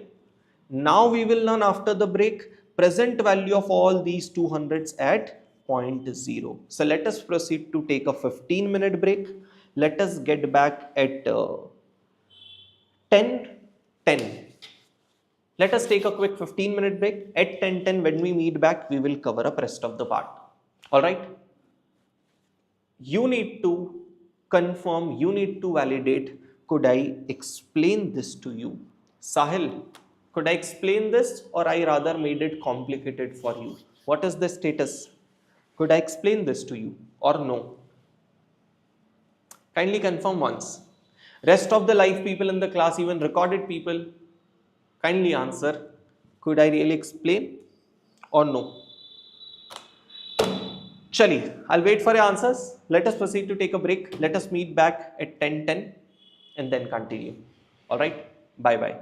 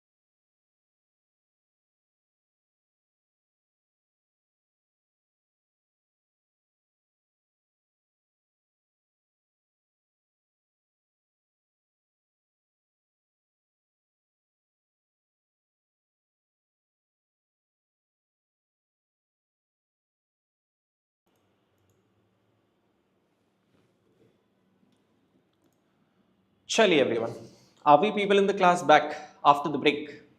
बोलिए.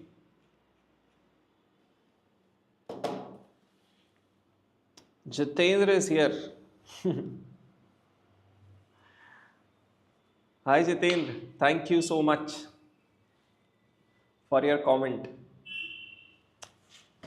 Are we back? Sahil, are we back? Can we proceed? So we have clearly understood, everyone in the class, how do you calculate the future value of all these 2 to 200 rupees with the help of future value annuity factor.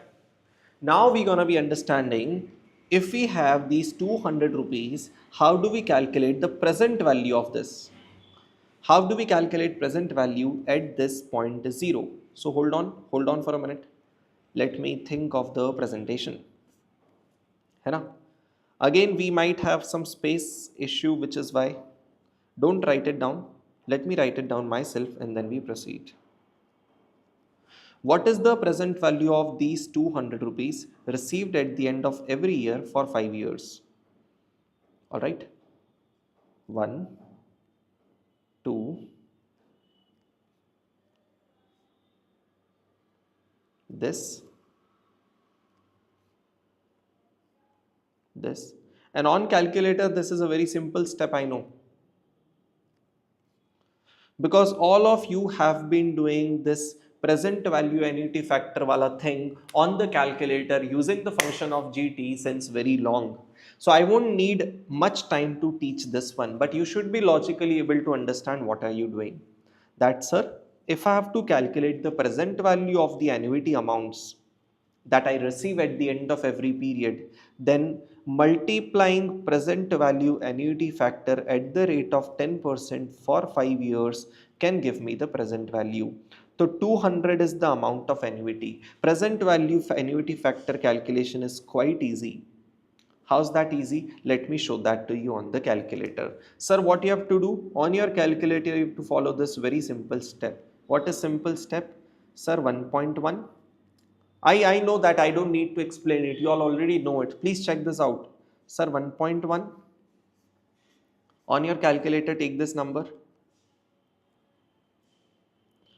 1.1 divide equals to how many times?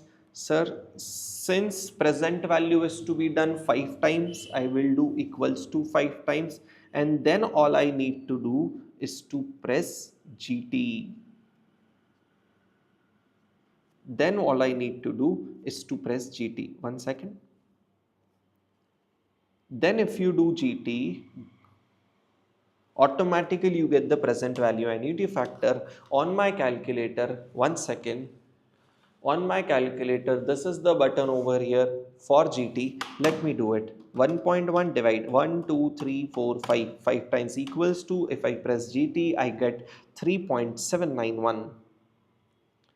3.791, which means all those 200 rupees, if I want to calculate the present value, it should be 200 into 3.791, which is 758.2. But you know what is the interpretation of 3.791? It means that 1 rupee, 1 rupee, 1 rupee, 1 rupee, 1 rupee. All these 1 rupee for the next 5 years, which is year 1, 2, 3, 4, 5. What is the present value of all those 1 rupee at the end of respective year? Present value, the sum of present values is 3.791. Similarly, the future value was 6.105. And for 200 rupee, it becomes 758.2. This is the concept of present value and future value. You have learnt it in terms of understanding, in terms of calculator as well. All right. Sir, what is annuity due and what is regular annuity? Let me explain, but the formula won't be needed. Listen to me carefully. If I have my cash flows at the end of every year, see, in this example, whether I calculate FV or I calculate PV, all my cash flows are at the end of every year, at the end of first year, second year, third year, fourth year, fifth year. If that is the case, I call it regular annuity. या फिर ordinary annuity, or what can I call it? Ordinary annuity. Unlike this is annuity due. You won't need to cover it. But you should be just knowing what does it mean. Regular annuity means when all my cash flows are at the start of the year, which means start of first year is this, start of second year is this, start of third year is this, fourth year is this, and fifth year is this.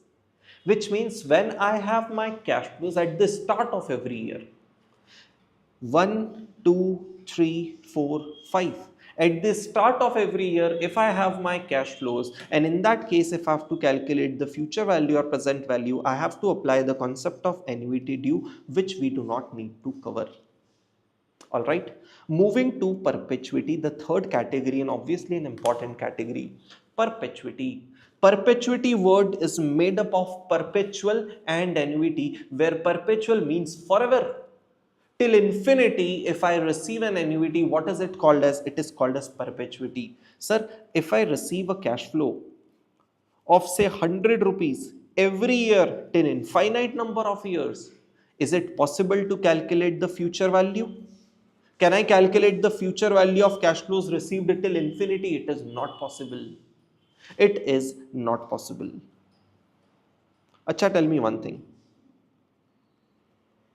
At what point will you calculate the future value? Because infinity is not defined at the end of 1 crore year. No. At the end of 5 crore years. No. Infinity is not defined. Sir, at what point will you calculate the future value? You actually cannot calculate. But sir, is it possible to calculate the present value of infinite number of years of cash flows? Yes. Which means if you receive the cash flows till infinite number of years, you can actually calculate the present value of all those infinite number of years. But sir, how is it possible?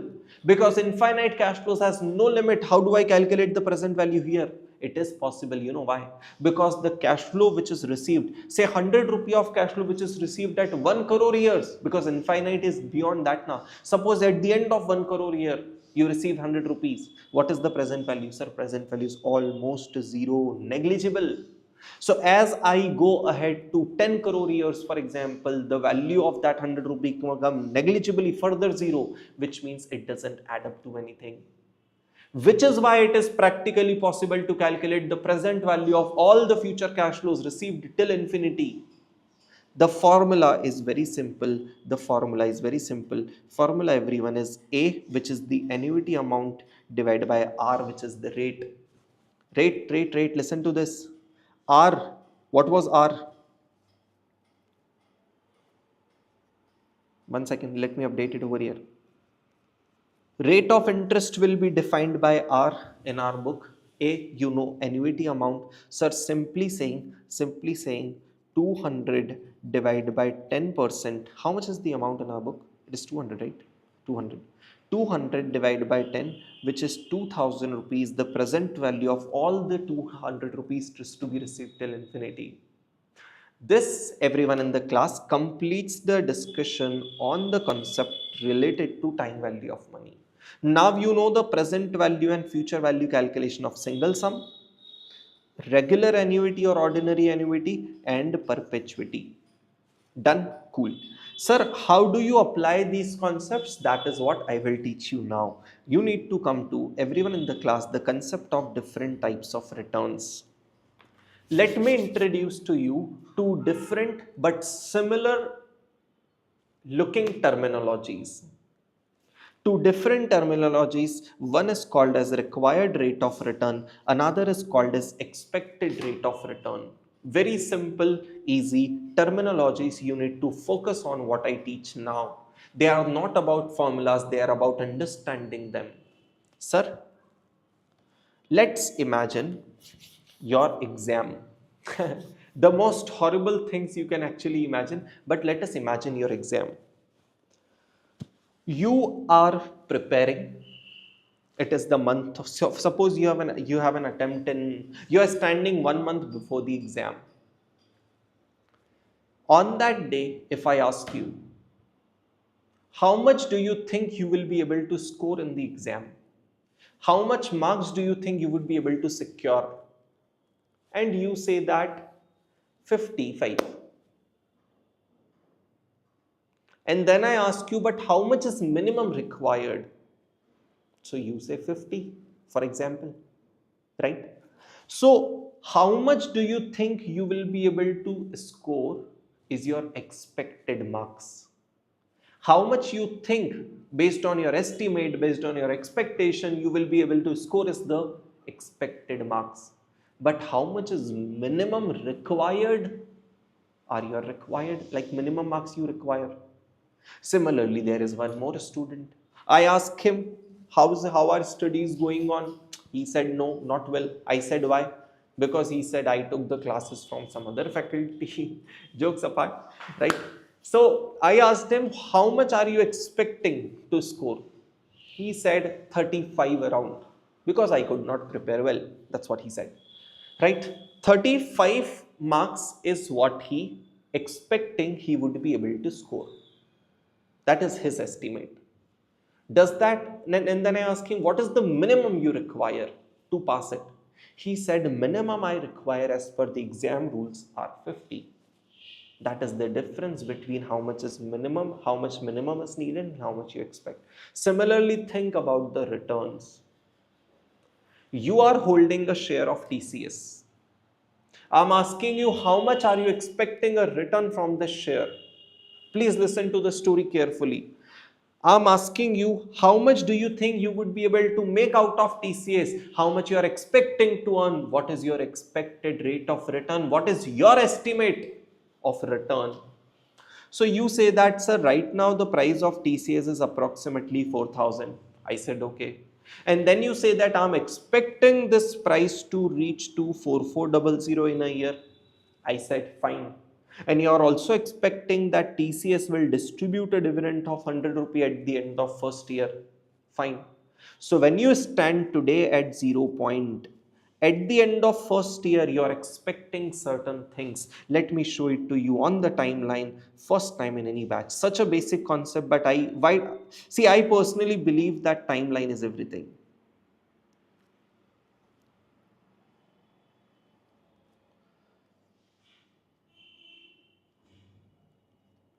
Do you know what is the point of creating this face?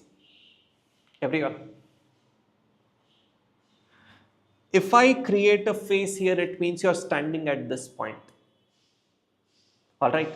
It's very important now where on the timeline we stand. You're standing here. Sir, at this point, if I ask about the TCS price, at this point, I call the price to be P0. Suppose it is 4,000. I ask you, what is the price you think you will have after a year? So you are expecting it to be 400. I ask you, what is the dividend distributed for this period?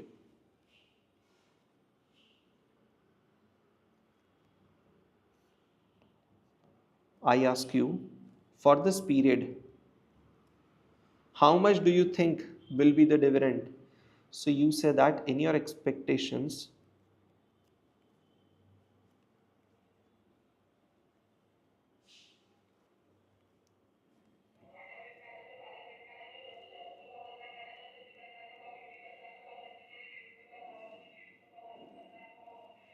one second, hold on.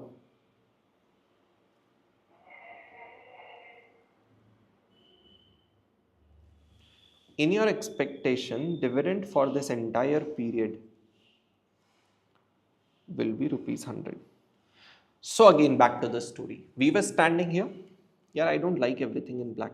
Wait.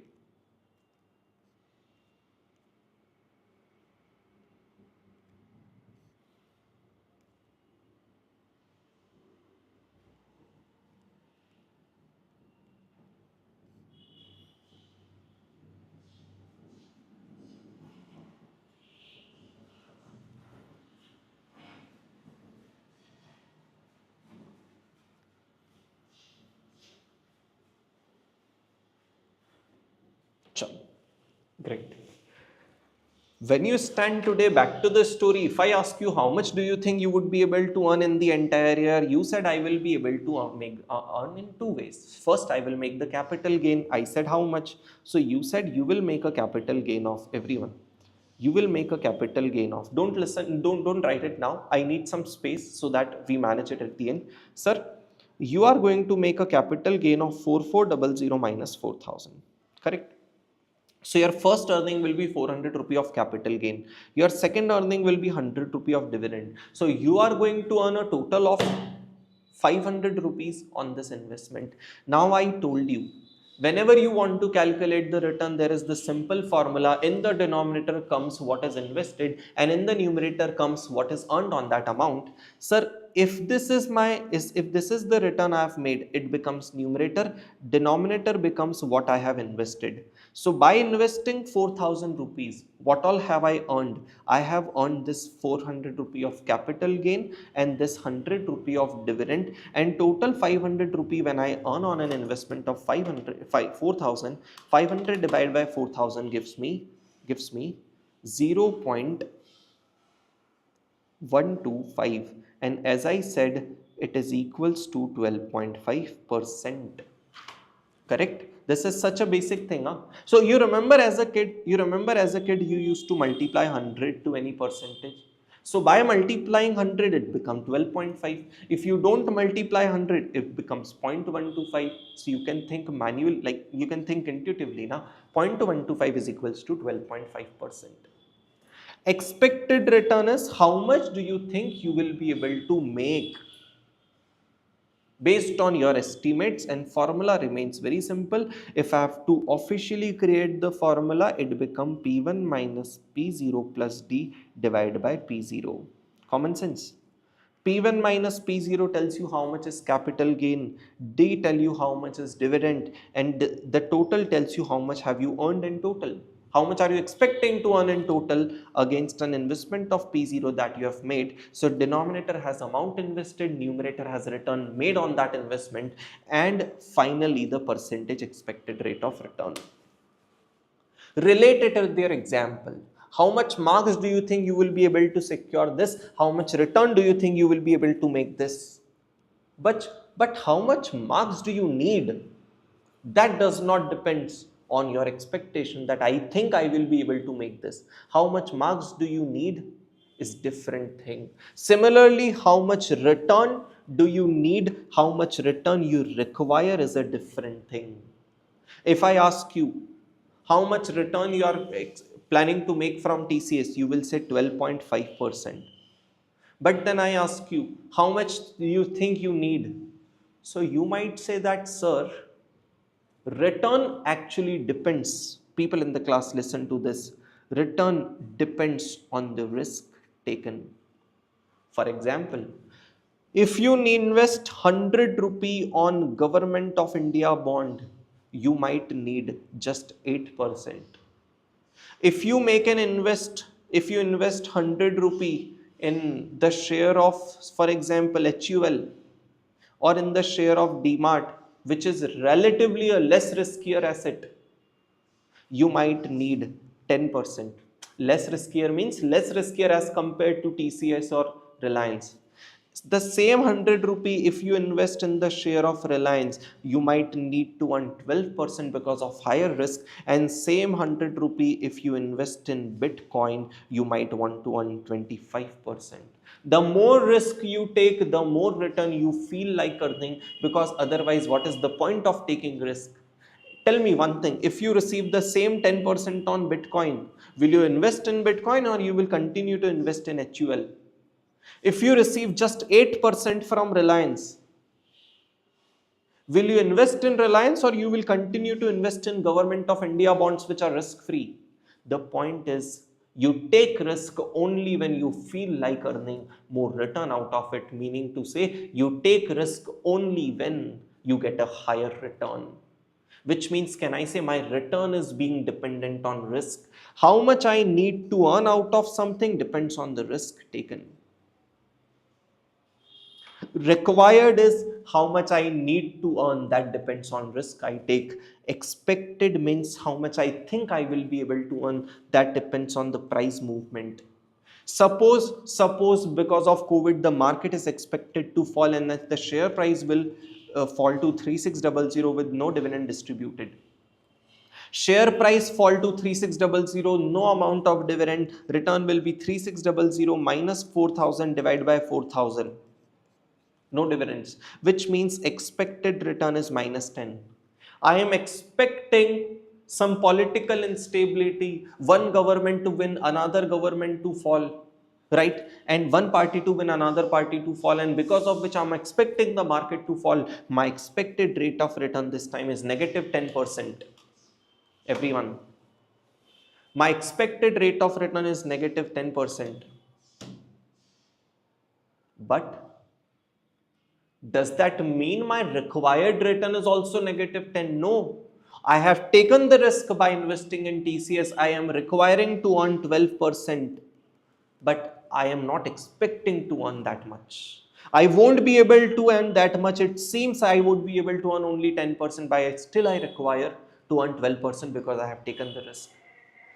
Are you people able to differentiate what you require to earn depends on the risk you have taken, but how much you expect, how much you estimate you will be able to earn, which is your expected rate of return, depends on the expected price movement, whether P1 will be 4400 or 3600, which can be both positive or negative, but required rate of return is always positive because I would want to earn a positive return.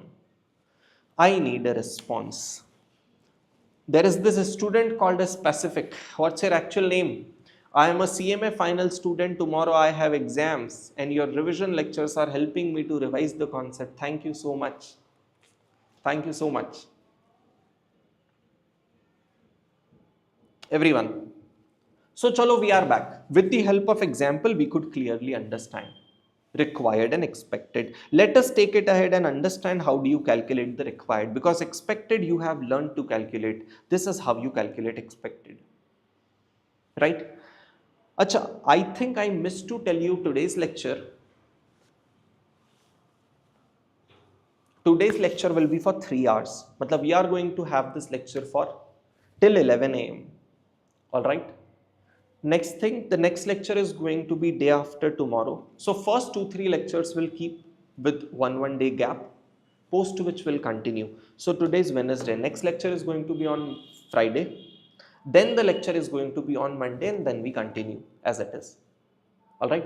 So 3 YouTube lectures will going to be for 3 hours each, and then we are going to increase the time to 4 hours from 8 to 12 a.m. This is going to be the flow. All right. Chaliye, let's be back. Sir, let us understand how do you calculate required rate of return. As I said, your required rate of return depends on the risk taken. Sir, for example, let me figure out if this is the right point to explain this or not. Sahil, I would want you to change the word. You said more risk, more return. Expected nahi, more return required. If you take more risk, you require more return. I know the word. So basically English is quite confusing. In one sense, in a sense, you are saying correctly. If I take more risk, I will expect more return. But you don't use the word expected, use the word required. Because expected has some other meaning. How much I am expecting I will be able to earn. How much I think I will be able to earn. How much I am estimating to earn. That is expected. If market goes up, I'm expecting a positive return. If market goes down, I'm expecting a negative return. But I always require to earn a positive return. Right? Correct. So come here. Allow me a minute. Let me find out if we should understand this concept here only.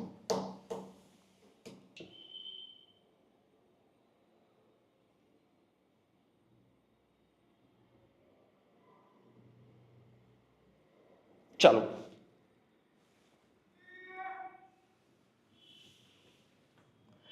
Correct. है ना? आ जाइए. Sir, talking about how do you find out the required rate of return? है ना? For this, you need the understanding of cash flows as well. So let me first of all take you to the cash flows wala concept, and then I will take back here to you. But for now, you are clear how much I require to earn based on the risk taken is required. And do you know what the most important line? The most important line.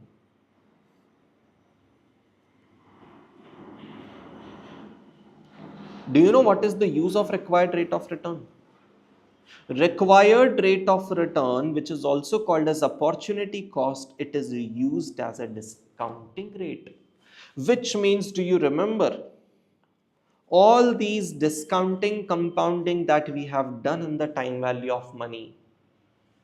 Sir, you might ask, sir, how do you find out this discounting rate? How do I know that this 200 rupees, sorry, how do I know that this 200 rupees to be discounted at the rate of 10%? When we proceed in the chapters ahead, you will learn, not now, but when we proceed in the chapters ahead, you will learn that 10%, which is used as a discounting rate, comes actually using the concept of required rate of return. If I require 12%, I will discount using 12. If I require 15%, I will discount the cash flows using 15. All right. So I will teach you this concept later on. The basics are clear, but I need to first teach you what are different types of cash flows. All right. Hi sir, your classes are ultimate. Your class is ultimate solution to AFM. Get to see you after a long time. Hi Prerna, I hope you are doing great. Are you all set?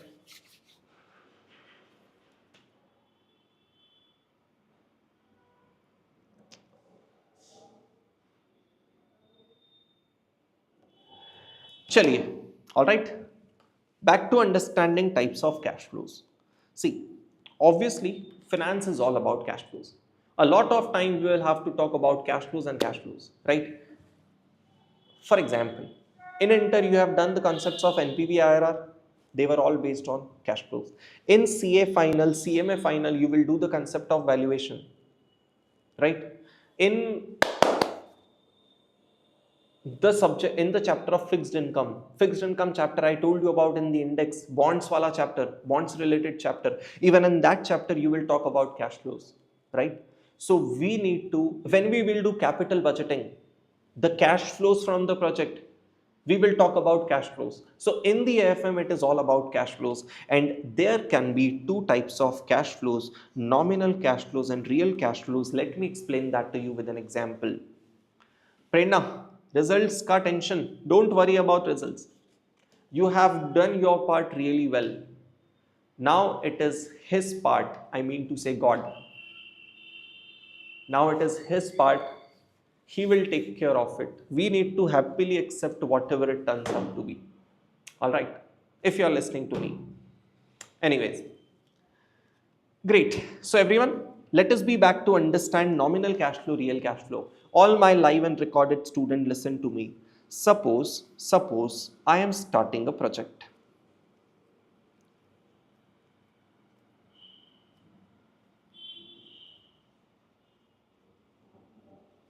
I'm starting a project. I want to sell a particular product. I want to sell a particular product of which I am expecting that at the end of first year I will be able to sell 100 quantity. At the end of second year I will be able to sell 110 quantity. At the end of third year I will be able to sell 120 quantities. Right?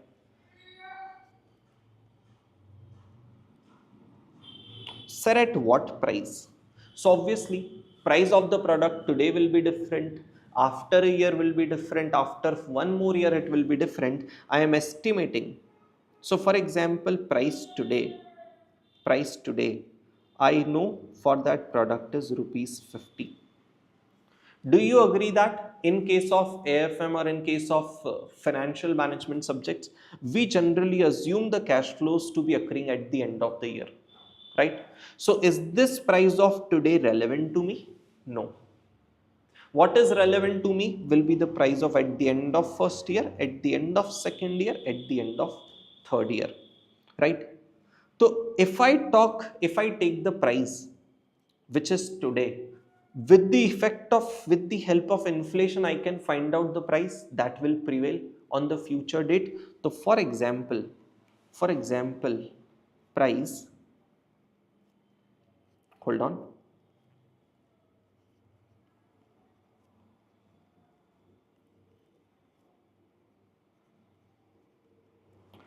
Price without the effect of inflation will obviously be If there is no inflation, assuming there is no inflation, price will obviously be 50-50 only.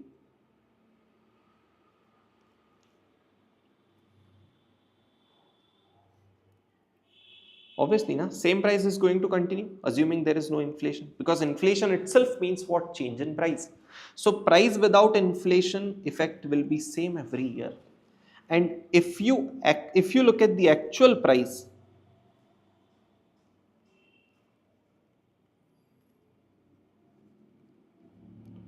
if you look at the actual prices with the effect of inflation at the end of every year, let us assume the inflation to be 10%. Let us assume the inflation to be 10%. If price of an asset is 50 today, after a year it will be 50 plus 10%, which is 55.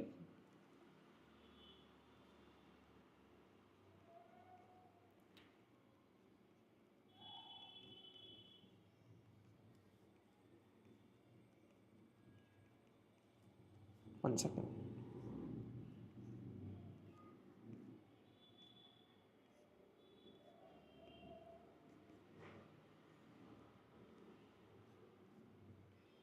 Just one second. Let us assume that inflation to be 10%. So price which is 50 today, at the end of first year it will be 55. After first year it will be 55 plus 10%, which is 60.5, right? At the end of third year, but for second year it will be 60.5. At the end of third year it will be 60.55. What I am trying to teach to you is that my actual cash flows, everyone, the most important line, the basics have been built. I am talking about three types of cash flows which I have. All right. One, how much my actual cash flows at the end of year 1, 2 and 3 be? Sir, that will be based on my actual price and actual quantity. Suppose if I sell 100 quantity at a price of 55, I will get my actual cash flows. 110 quantities sold at a price of 60.5, I will get the actual cash flows, and 120 into 60 will give me actual cash flows. But do you agree these cash flows which I will actually receive automatically includes the effect of inflation? Which means this 55 includes the effect of inflation, 60.5 it includes the effect of inflation, 66.55. I think it was 66. 66.55 includes the effect of inflation. So such cash flows which include the effect of inflation, which are the actual cash flows you will receive, are called as nominal cash flows. These are the real world cash flows. All the real world transaction will take place at this cash flow. What you will receive at the end of second year is actually this number, this into this. And these are called as nominal cash flows. They automatically include the effect of inflation into it. However, if you eliminate the effect of inflation, if you remove the effect of inflation, if you consider the real prices, if you consider only 50, don't consider inflation, and then if you calculate the cash flows, that this quantity, if sold at a price which existed today, what will be the cash flows? Which means those cash flows which does not include effect of inflation are called as real cash flows. Could I, everyone, explain which means? Let me put it up over here to you. Sir, this is 1.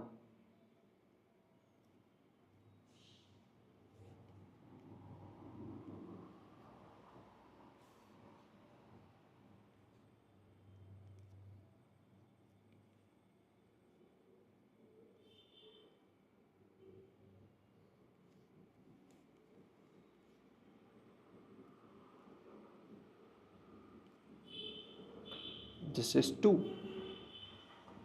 So nominal cash flows will be quantity multiplied by 2. Wait, ऊपर लिखते हैं. We'll write it over here. Will be quantity multiplied by 2, but real cash flows will be quantity multiplied by 1. Correct? I sold this quantity at this price, which includes the effect of inflation, is nominal cash flow. These are real cash flows. I hope this is 100% clear. But sir, why am I learning all this? You know why? I know your actual cash flows will be this. But why are you learning? Sometime examiner will give you this cash flows. So the most important part is that if I have nominal cash flows and you know the cash flows are to be discounted. If I have nominal cash flows, they are to be discounted using a nominal rate of return. Oh, you remember discounting rate used to be the required rate, everyone. So if the cash flows are nominal, your required rate of return is also the required rate of return being used is also nominal. However, if the cash flows are real, the required rate of return being used is also real, which means just like the rate are nominal and real, just like the cash flows are nominal and real, even the rates of return are nominal and real. We will talk about it. For now, you know what are the real and nominal cash flows, and you know that to calculate PV of nominal cash flow, nominal discounting rate is used. To calculate the PV of real cash flows, real discounting rate is used. But sir, is it possible to convert a real cash flow into the nominal one? Yes, very easy, very easy. Sir, listen to this carefully. If I want to convert the nominal cash flows, suppose at the end of third year, what will be the nominal cash flow of at the end of third year? So I am calling it N. At the end of third year, if I want to find out the nominal cash flow, I will have to simply take the real cash flow of third year. One second, let me put it in. Suppose N is 3 in our case. I want to find out the third year's nominal cash flow. Take the real cash flow of third year. Do you agree? In this cash flow of third year, which is based on this price, in the real cash flow of third year, which is based on this price, if I want to convert it to nominal, basically I will have to give the effect of inflation for 3 years, right? How do you give the effect of inflation? Very simple, multiplied by 1 plus whatever is your inflation rate, to the power 3, basically to the power n.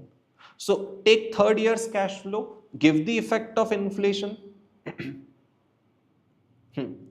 Take third year's cash flow, give the effect of inflation for 3 years, you will automatically get the nominal cash flow at the end of third year.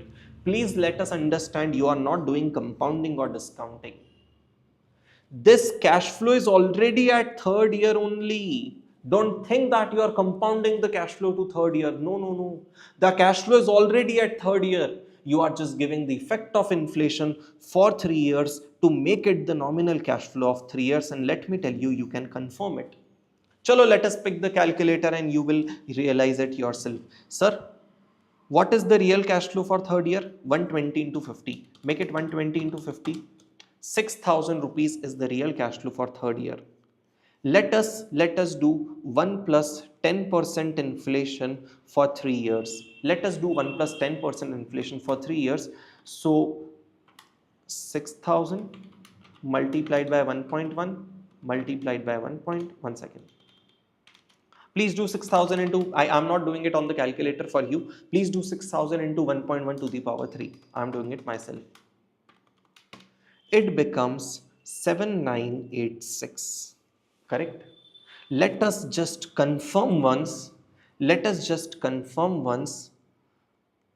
Nominal cash flow of third year. Let us just confirm once.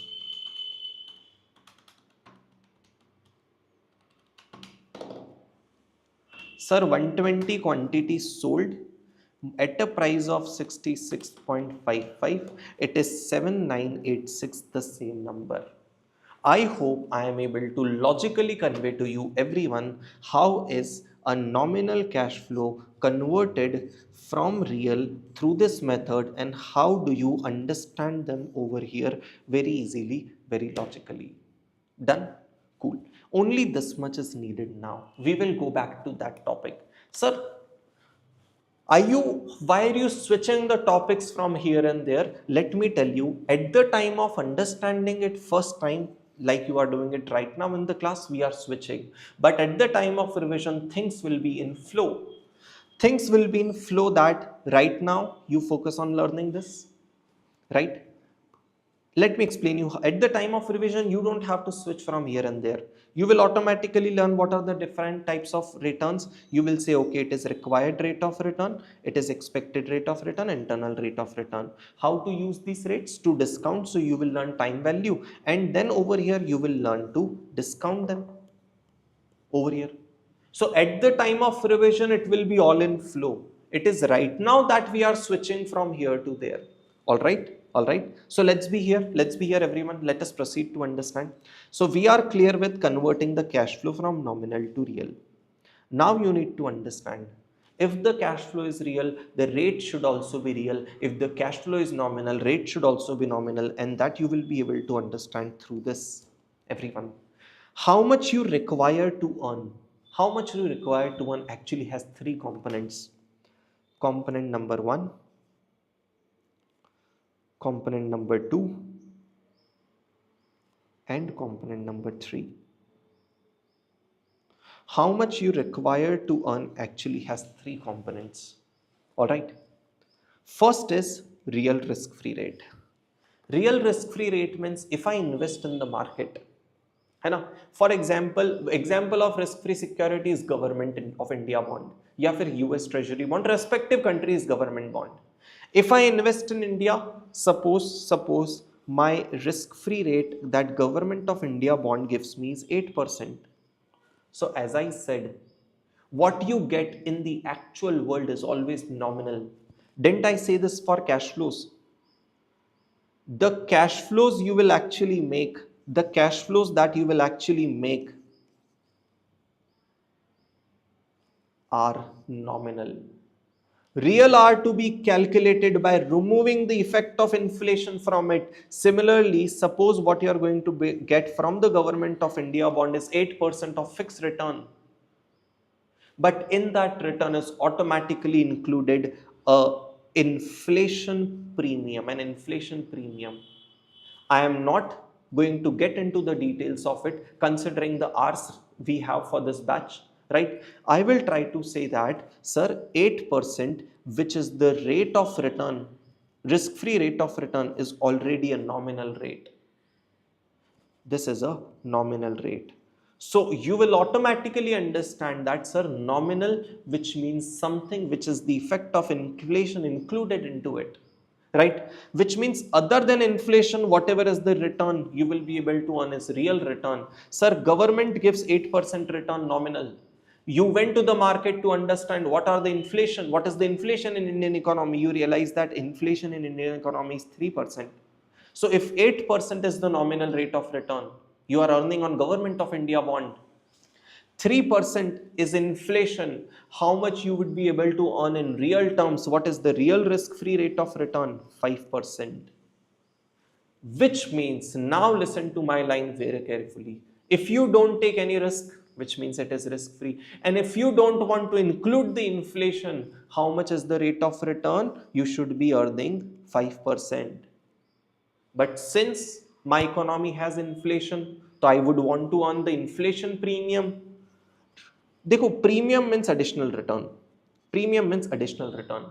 So this additional return you need because my economy has inflation. So 5% you were earning if you don't take risk and if there is no inflation. But since there is inflation, I would want to earn 3% more. Even if I don't take any risk, I am taking, my economy has inflation and I would want to earn 8%. However, for taking extra risk, you need extra return. I've spoken to you. If TCS has risk, you will earn extra return. If Bitcoin has more risk, you would want to earn further extra return. So how much is the additional return premium for taking the risk? For example, 2%. So no inflation, no risk, 5% I want. Without any risk, if there is inflation, I want 3 more. But if there is actually a risk, I want 2 more, making my total return to 10%. What I want to tell you is that this, your required rate of return is made up of 3 components. What is the real risk-free rate in the economy? What is the inflation premium? And what is the risk premium? And depending on the cash flow, depending on the nature of cash flow, you decide which components will be included. If my cash flows are nominal, my rate should also be nominal, matlab inflation premium will be included. But if the cash flows are real, since the cash flows does not include the effect of inflation, even my rate should not include the effect of inflation, both will be real. They should be aligned. Both should either be nominal or both should either be real. Am I able to, everyone in the class, explain to you this simple concept? We are trying to cover the things with real depth so that you don't have to mug up the things. If any doubt, you may please ask, everyone. The topic is not yet over. The topic is not yet over. So let us do one thing. Let me complete the topic and then you ask the doubts. All right, listen to me. Sir, first thing, don't assume that we will have to literally add the rates. That real risk-free is 5%, inflation is 3, and additional risk premium is 2. So don't add it simply to make it 10%. How do you add them to each other, that we will learn later on. But right now your focus should be what will be the components. Everyone, let me give you the most comprehensive chart beyond which you won't have even a single doubt to discount any situation, to discount any kind of cash flows. You won't have any doubt. Let me proceed with it. Sir, let me present. Hold on for a second.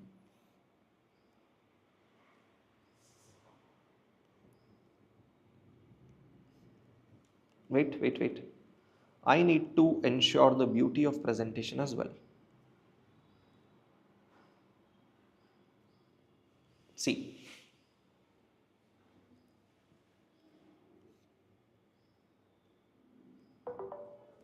Chalo. Sir, Fazal Shrek, all the best. You are studying from the West. Chalo, aa jao. Everyone, sir, if the cash flows are real, which means common sense, apply common sense, everyone.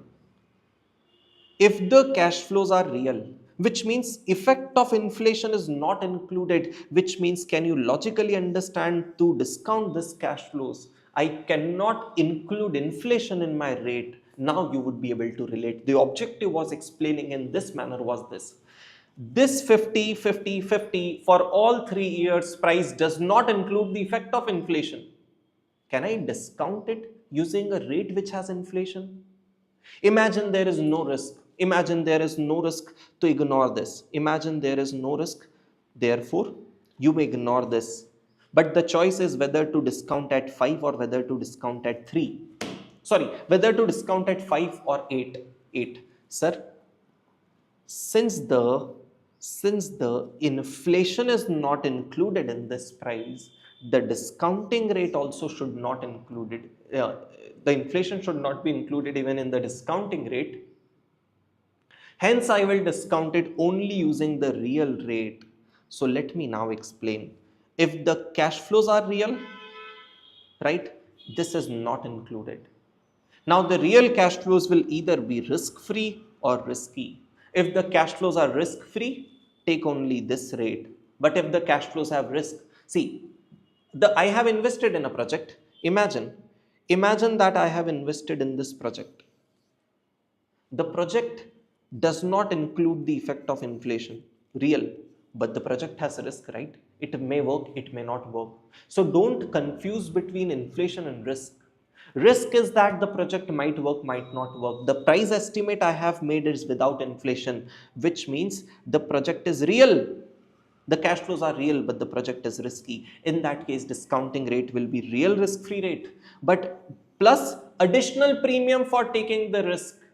Hence, the rate will be real risky rate. real cash flows but rate for a risky project. So let me now make you people write down. Real cash flows and risky cash flows rate will be real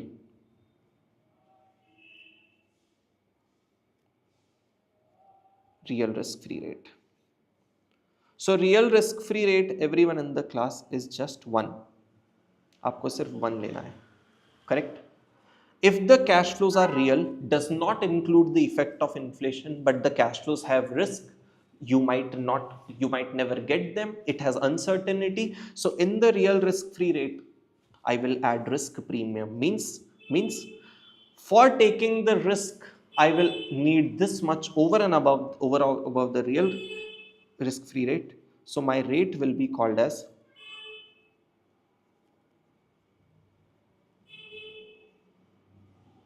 real risky rate, which will be simply 1 plus 3. Yeah, let me write it down. Let me write it down in a simple manner. Wait.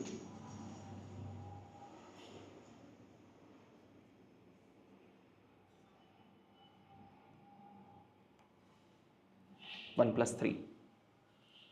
Suppose this time the project has the effect of inflation, which means this time, please understand, this time I have considered my cash flows including the effect of inflation. If my cash flows have the effect of inflation, and if I discount these cash flows, then obviously I can use a rate which is nominal. Since the cash flows has effect of inflation, even my rate can have the effect of inflation into it. The things should be aligned, and hence I can say if the cash flows are nominal, the rate will always include inflation premium, rate will be nominal.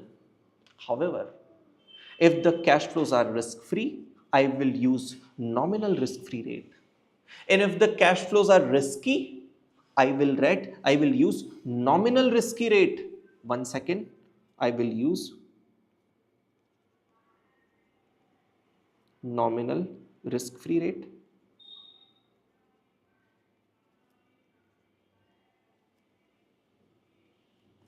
And here it will be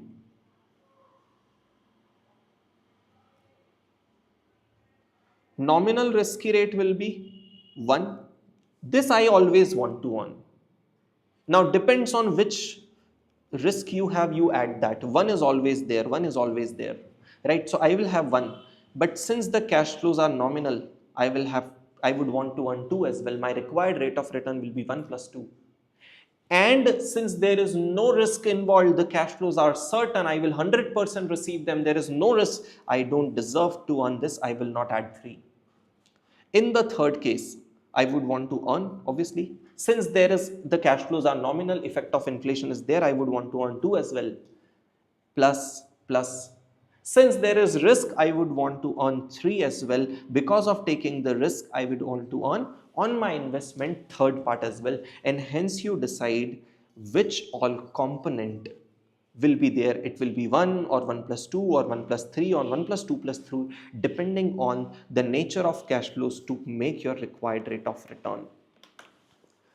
Let me tell you, this concept with such a clarity is not even being explained even in a lot of regular batches. And I know in this batch, those who are buying it, there will be a lot of students who have already done their regular batches. They are taking this batch in the form of faster batch. And then I can tell you, you might have never read these things with this clarity.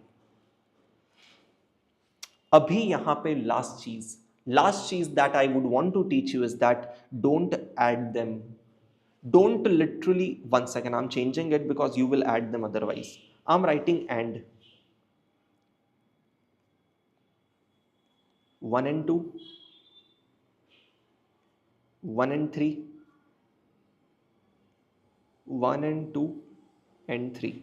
Because if I don't write and now, you will add them. I don't want you all to literally add them like 5 plus 3 is 8. No. This is not how you do it. We just need to understand that we need to include both the components. Please confirm, could I explain? Sahil, are you settled?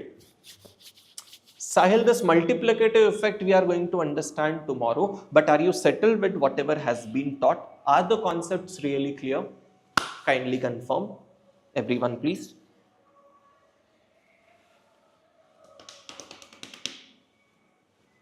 Rest of the people in the class, all my live students, recorded students. Inflation can be even on risk-free investment. Suppose I invest in a project. This is a project in which there is no risk. 100% I am going to earn this quantity. 100% I am going to sell this quantity. And 100% I am going to receive this price without inflation, I'm saying. Right? Which means the project is risk-free because 100% I will earn. However, with the effect of inflation, I will receive the cash flows of 55, 60.5 and 66.55. With the effect of inflation, I will be earning these cash flows because there will be inflation. There is no risk. I will 100% receive my money, but there will be inflation in the economy now, which means the cash flows are risk-free. The cash flows are risk-free, but they have the effect of inflation. Hence, inflation is there even for risk-free return. Inflation is there even for risk-free return, which is why I'm saying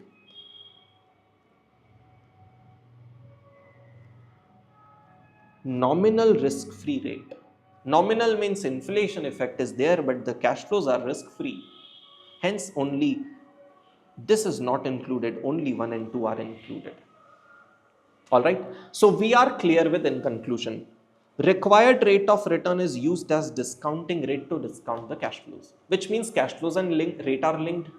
Now, rate exactly which rate to take as discounting rate as required rate of return depends on the cash flows. If the cash flows are real or nominal, or if the cash flows are risk-free or risk-free. Nature of cash flow, rate will be decided accordingly, component will be decided. This is the conclusion.